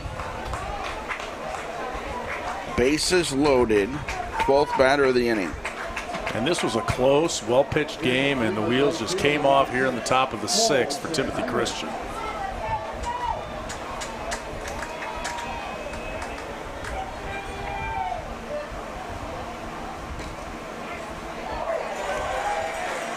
Fulker delivers a strike.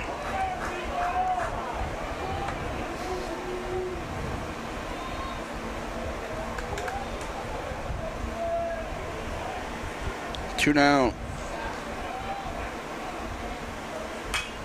Pitch popped, foul on a play.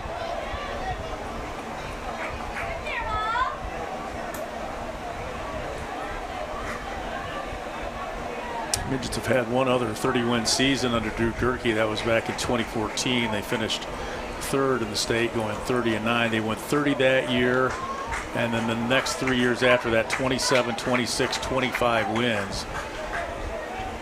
So he's had quite a bit of success in his 10th season as head coach. There's called strike 3. So Fulkers moves to the mound, and the long top of the 6th comes to an end. But 6 crossed the plate. It's 8-0. Midgets going bottom 6.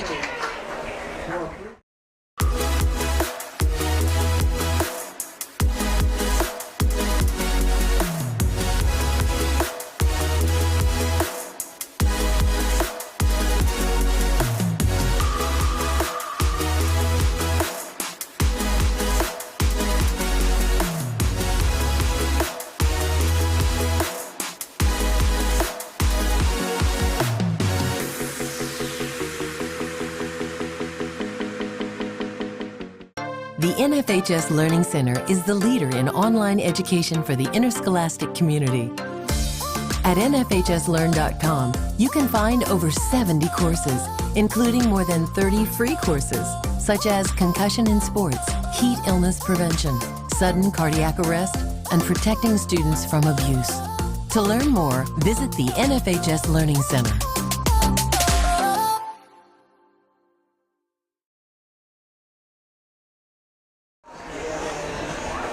Yeah.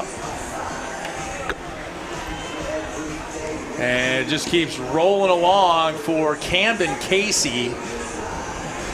What an outing he's had. We've just been through quite an inning there at the top of the 6th for the Midgets with 6 runs. Almost a half moon. Beautiful shot there from our great crew here. And Camden Casey rolling along, 7 strikeouts. Or did I miss one? Nope, you got 7. 7 strikeouts, 1 walk. He's only allowed that 1 hit that didn't get past the pitcher's mound if you drew an arc over there. So he just sat over there for about a half hour and watched his offense put up 6 runs and a couple pitching changes, and now he's back out there to mow him down. I wonder what he did. You think he sat there and cheered? Took a little nap? No, clapping along, cheering, high-fiving. Maybe get some seeds. No, that's right. He's young. They still let seeds in the high school dugout? Maybe he had some seeds? I don't know. And the 1-1. If he was high-fiving, his hands are sore after that. Yeah, you got to use your opposite hand there. Oh, okay. Yeah, so he's a righty. You got to use that left hand for those high fives. Yeah, see, that's the kind of professional tip that I don't have. That's what I'm learning from you this weekend. Those kind of things. 1-2 here.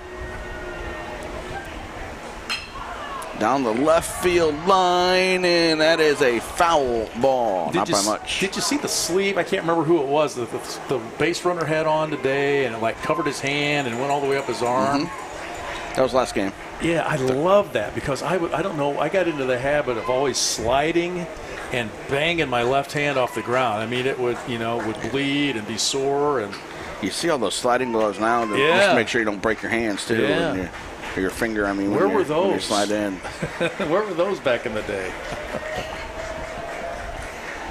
Worldly. That's what it comes down to. And isn't the story that, like, Ken Harrelson, the Hawk, was the first guy to wear a batting glove, and it was a golf glove? I've heard that story. Yeah. I don't know if that's true I think I heard him tell that story on the air a couple of times, but the Hawkaroo. Yeah, and that was the same thing because he was a golfer. Yeah. He came out of that little meeting on the mound here with an 8-0 lead. Mercy.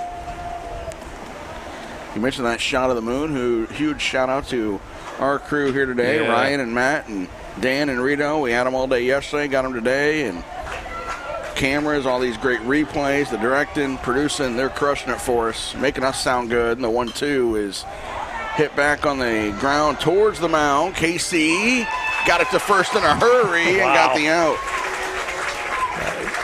Look at him laughing. I mean, he's not a small guy. He just kind of had to bound off the mound, and it got by him a little bit. He stayed with it and fired a strike over there to Bruggeman at first.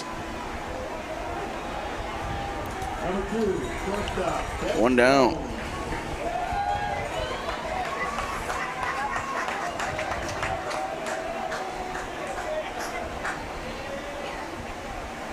Swinging a miss, strike one.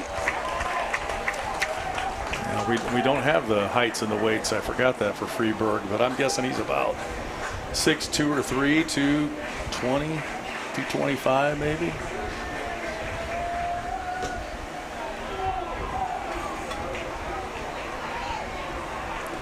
One and one out.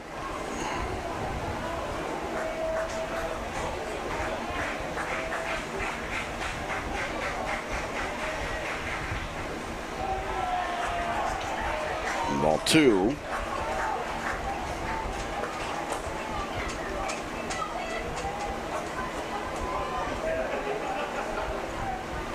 Only walked one and allowed that one base hit that we talked about that squibbed out there right between the mound and the third base line.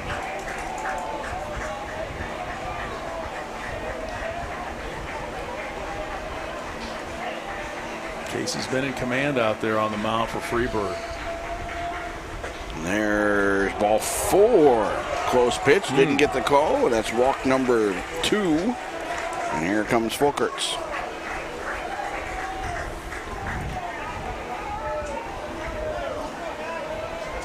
He struck out back in the first, grounded to third base in the fourth. .560 on-base percentage for the freshman. That's so good. I mean, we've seen some of those crazy numbers throughout the weekend. High slugging percentages. Freshmen, sophomores with just great numbers. We saw a 1A freshman get a massive hit for his team yesterday after not even starting the game. Here's a ground ball at the middle. Casey snares it to second for one, and that's all they'll get there. It was an athletic effort by Horner, but not able to get the out at first, and then threw it out of play. So Fulkerts will get second base. Nice try. Casey did a good job to snag it and put it on the money to second. And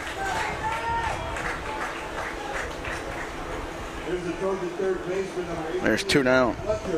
First error of the game for Freeburg.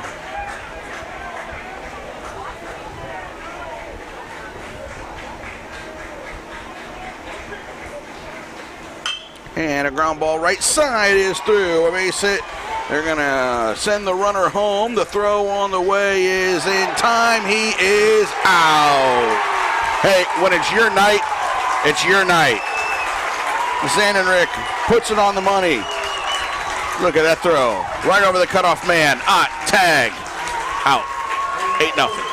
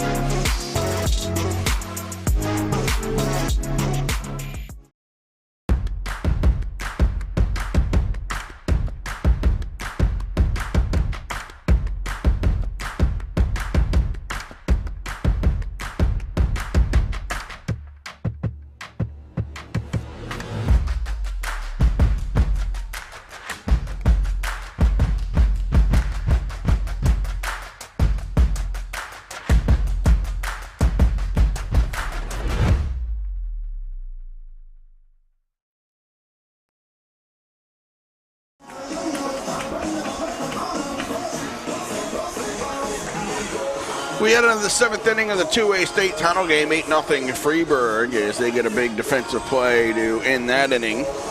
And if you want to see it again, you can purchase a DVD keepsake copy of today's event. Click on the blue Get the DVD button directly under your event video player, or click on the Buy a DVD button on the top right-hand corner of the NFHS Network website. You can also click the digital copy button under the event video player to download a digital copy of the event right to your computer. The entire town of Freeburg needs to do exactly that. Get this state title game on DVD or download. And they can watch it, Monday night at Tequila's? Yeah, that's right. That's right. Mexican Monday. Throw it up on the TV down there. If you want to join in, have a little bit of fun. Freeburg's about a half hour southeast of St. Louis, so easy to find on the map. 8-0 as we head into the 7th here. It'll be Smith, Franking, and Blumenkamp as the scheduled hitters. That wouldn't freak him out, would it? If we just walked in. Hi, Coach Gerke, Lee Hall. I'm the guy that bothered you on the TV on the last week with all the phone calls. Walk in wearing our IHSA shirts and order some chips and salsa. Security. That's right. We're ready to lead off the 7th inning. Yeah, we're good luck for them, I think. Might be welcome with open arms. Tell them we know Matty Heidenreich. Ethan Smith ready to go. Treat us like family.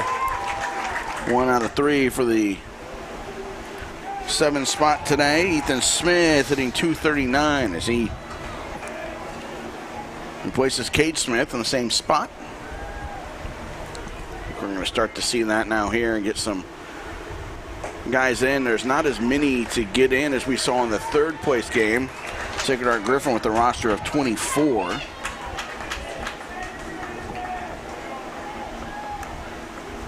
They've got a roster of 20, does Freeburg, and this one's fouled out of play.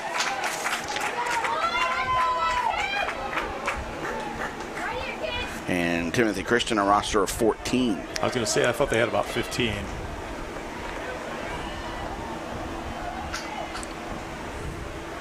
Two and two.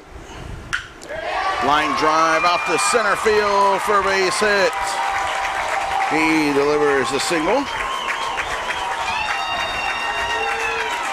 Now we're going to get Griffin Range to pinch hit. He has 12 at-bats on the season. He's a senior.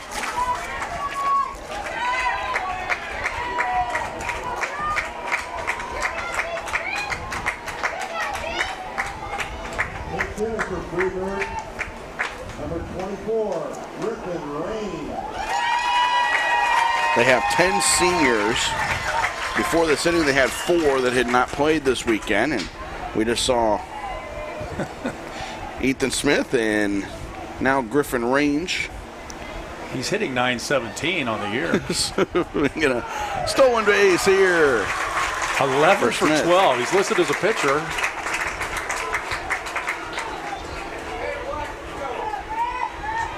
Yeah, 11 for 12, 3 runs scored, and 5 RBI. Yeah.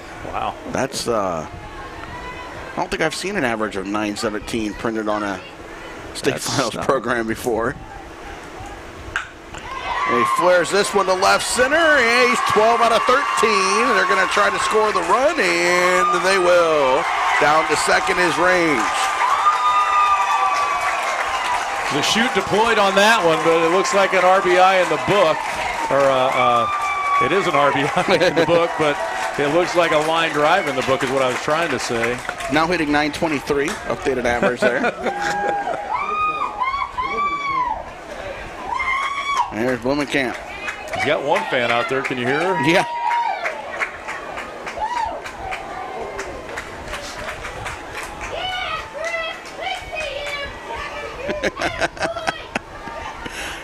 They're happy for Griffin. Pitch foul back into the screen. Strike one.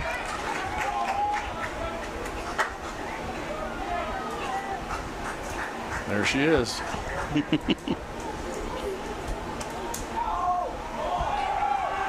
Oh and 1.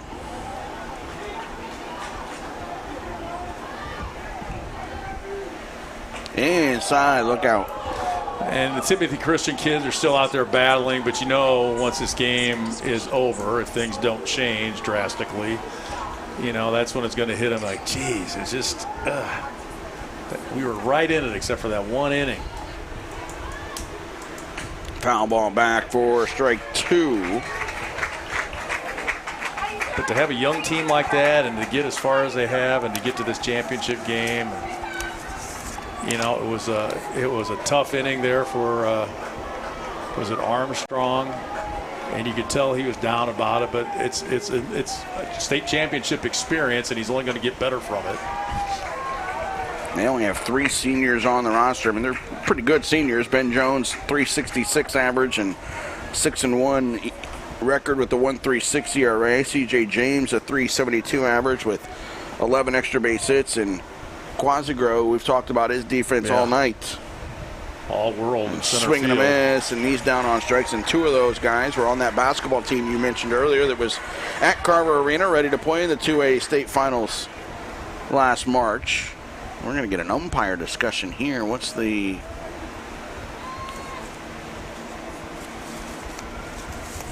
discussion at the plate?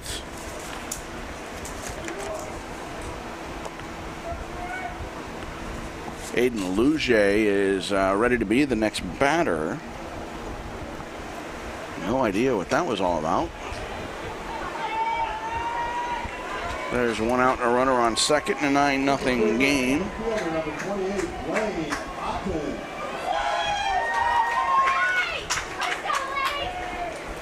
The pitch foul back. Totten had an RBI single and scored a run back in that 6-run sixth. Otten 1 out of 4 in this game. He was the starting pitcher in the semifinal and gave up 3 runs in 1 inning. And other than that, he was fantastic against U-High. Here's a pop-up on the infield. And the catch is made by Jones, and that'll bring up Brueggemann. Brueggemann has walked and scored, flied out, doubled and scored, singled in a run. And I think we'll get some more MVP chants here from the Freeburg faithful.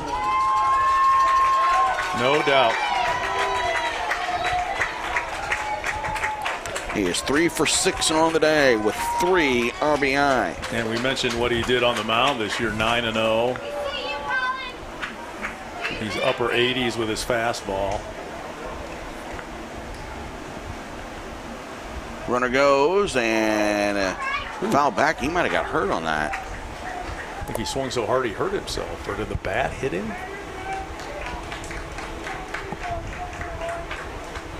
He's holding his left wrist.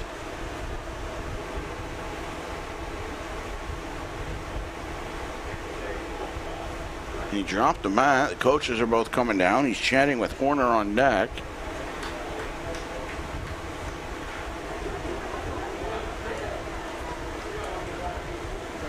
Umpire Mike Wise from Morton right there chatting with him, and now he gives a little windmill that left arm, and I think he's okay. I think he swung so hard he might have popped something. I don't know.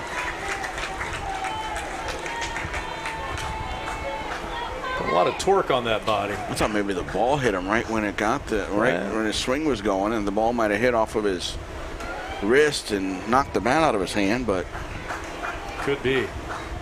Kind of hard to tell from behind here. 0-1, pitch home. And that's low.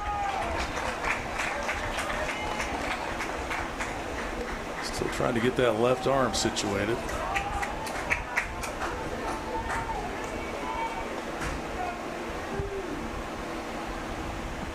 One and 1, 2 down. There's a big swing and a miss.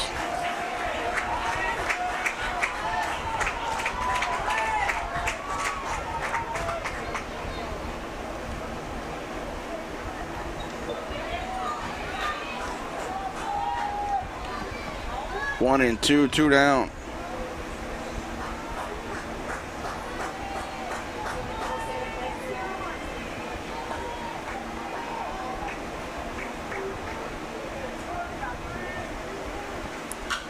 Foul out of play.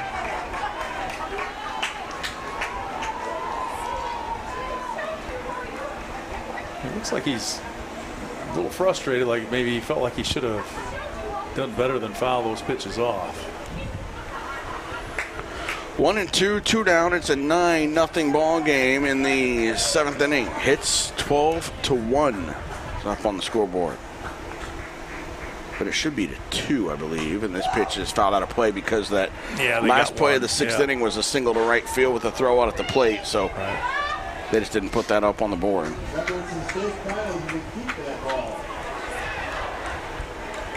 Still get to keep those souvenir baseballs. I'm running out of time. Still the highlight of the weekend. So the guy next to us from Mount Pulaski on the air catching a foul ball yesterday.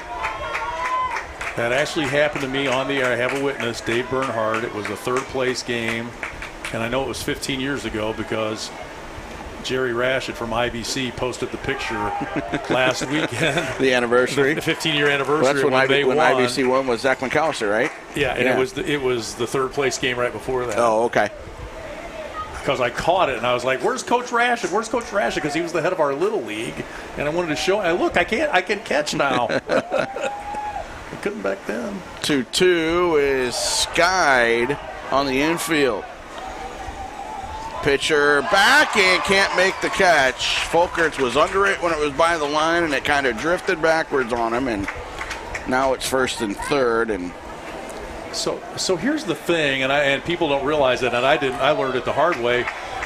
A lot of times when those balls are hit straight up like that, they don't go, or it seems like they're straight up. They don't go straight up and come straight down. They're like almost like a parabola or something. And I remember coming all the way back to the screen on one, and then it started to, and they go up and then they come back and they go the other direction. I had to lay out back toward the plate to make the catch. And that's kind of what happened to him there. Ball's driven to left field on the run back.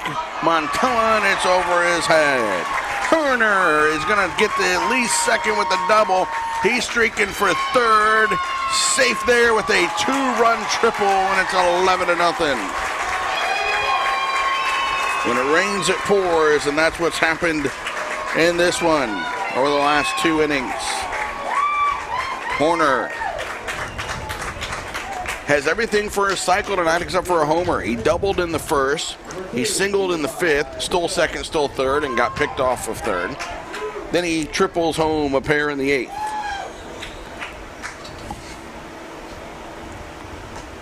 And there's a strike. Your 2-3 hitters tonight for Freeburg are a combined 5 for 7 with a walk, 2 doubles, a triple, 4 RBI, and at the moment 3 runs scored, plus 3 stolen bases. Now another run scored. Base hit for Eli Hill. Makes it an even dozen. I know it's made a mess of my scorecard.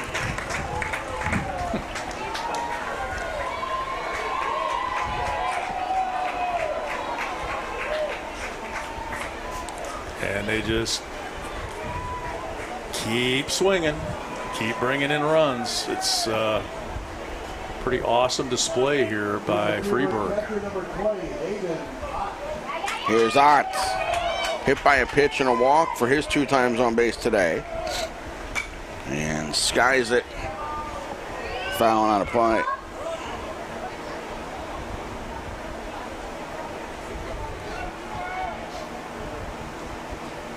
The record for most runs in a 2A title game is 12, so we've matched that. Tutampo's got 12 against Pleasant Plains in the last 2A title game over at Dozer Park in 2019.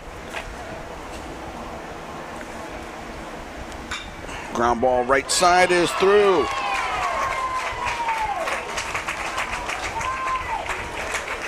They've also tied tonight the record for most runs in an inning in a title game. That was Lyle in 2013, scoring 6.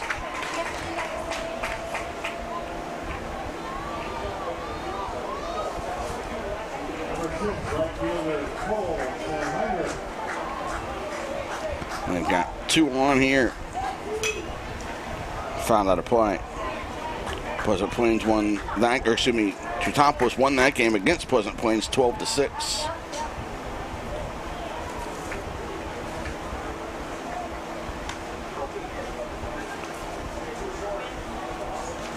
There's a 12-0 title game in 2005, Wilmington over Montini. That's the last time a team at any class won a title game by 12 or more.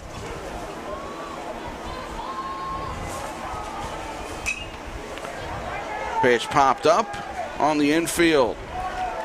There to make the catch at third base is Remick. 4 more in, it's 12-zip as we go bottom 7 in the title game at 2A on the NFHS Network.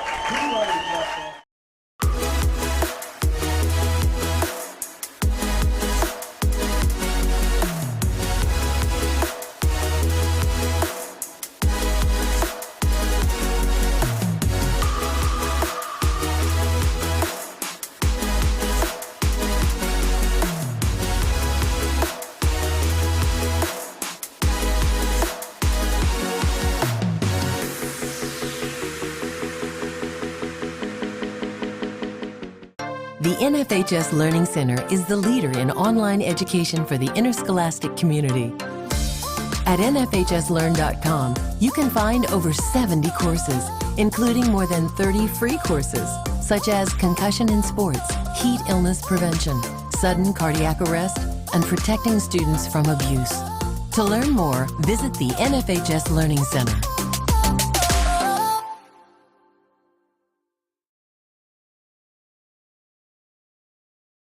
Find what? The one page I want to find. Oh. 12-0 in favor of Freeburg as we go to the bottom of the 7th. You're watching live coverage of the IHSA Baseball Championships on the NFHS Network. NFHSnetwork.com/IHSA. It's your destination for the most comprehensive coverage of Illinois high school playoff action. Timothy Christian trying to get on the board, avoid a shutout. And they will start the inning with a base hit to center field and picked up by the shortstop, shallow center field, and that's their third hit of the night. For C.J. James, his first, he had one in the semifinal. We do have a pinch hitter here. Let's see who we have for the Trojans. That's 11, Trey Kaiser, a junior. 4 for 20 on the season. He was on the basketball team that was at state in March of 2020. And he's got a 1-0 count. And that's a strike.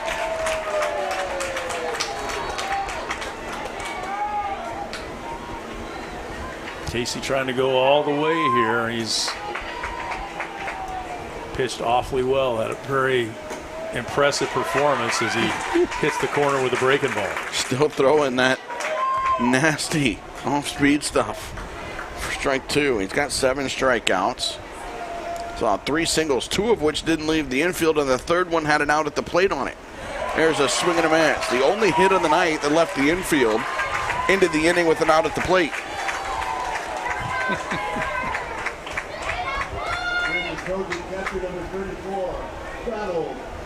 There's Donald Tober. He pitched very well earlier today. Help him get into this game. 8 strikeouts now for Casey. Fouled back by the catcher for strike 1.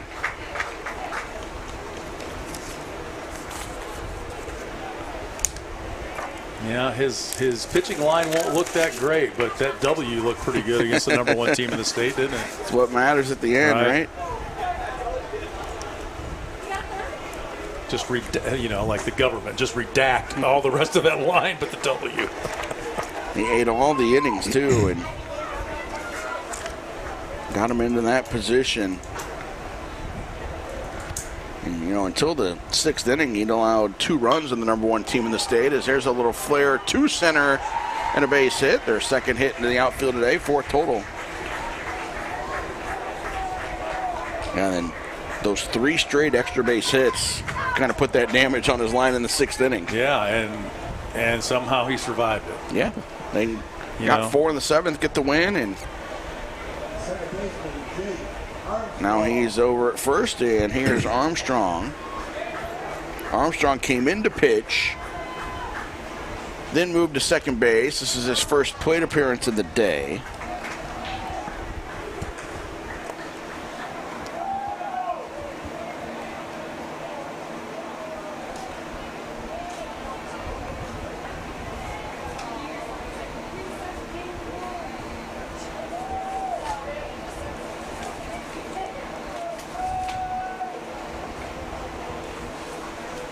The 0-1 is a foul ball back into the screen.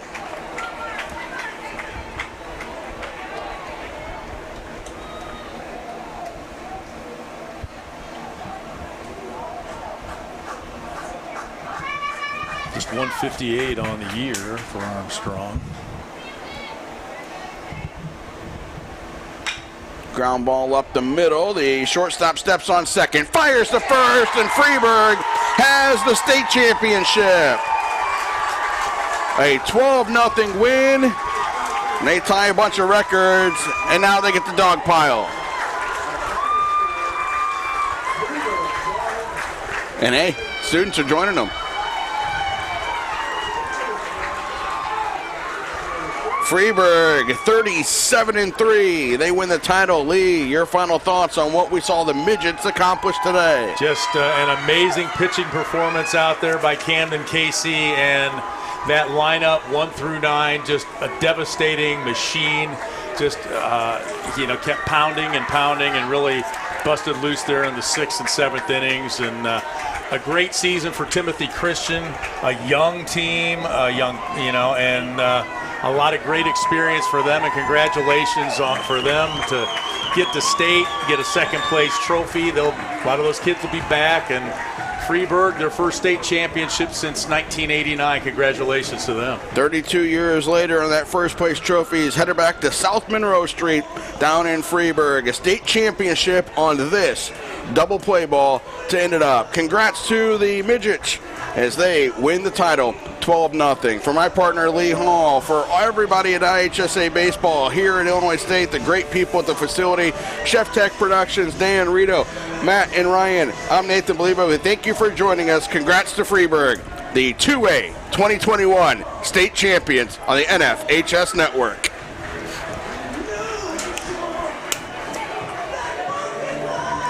Students are just like, yep, we're all going on the field.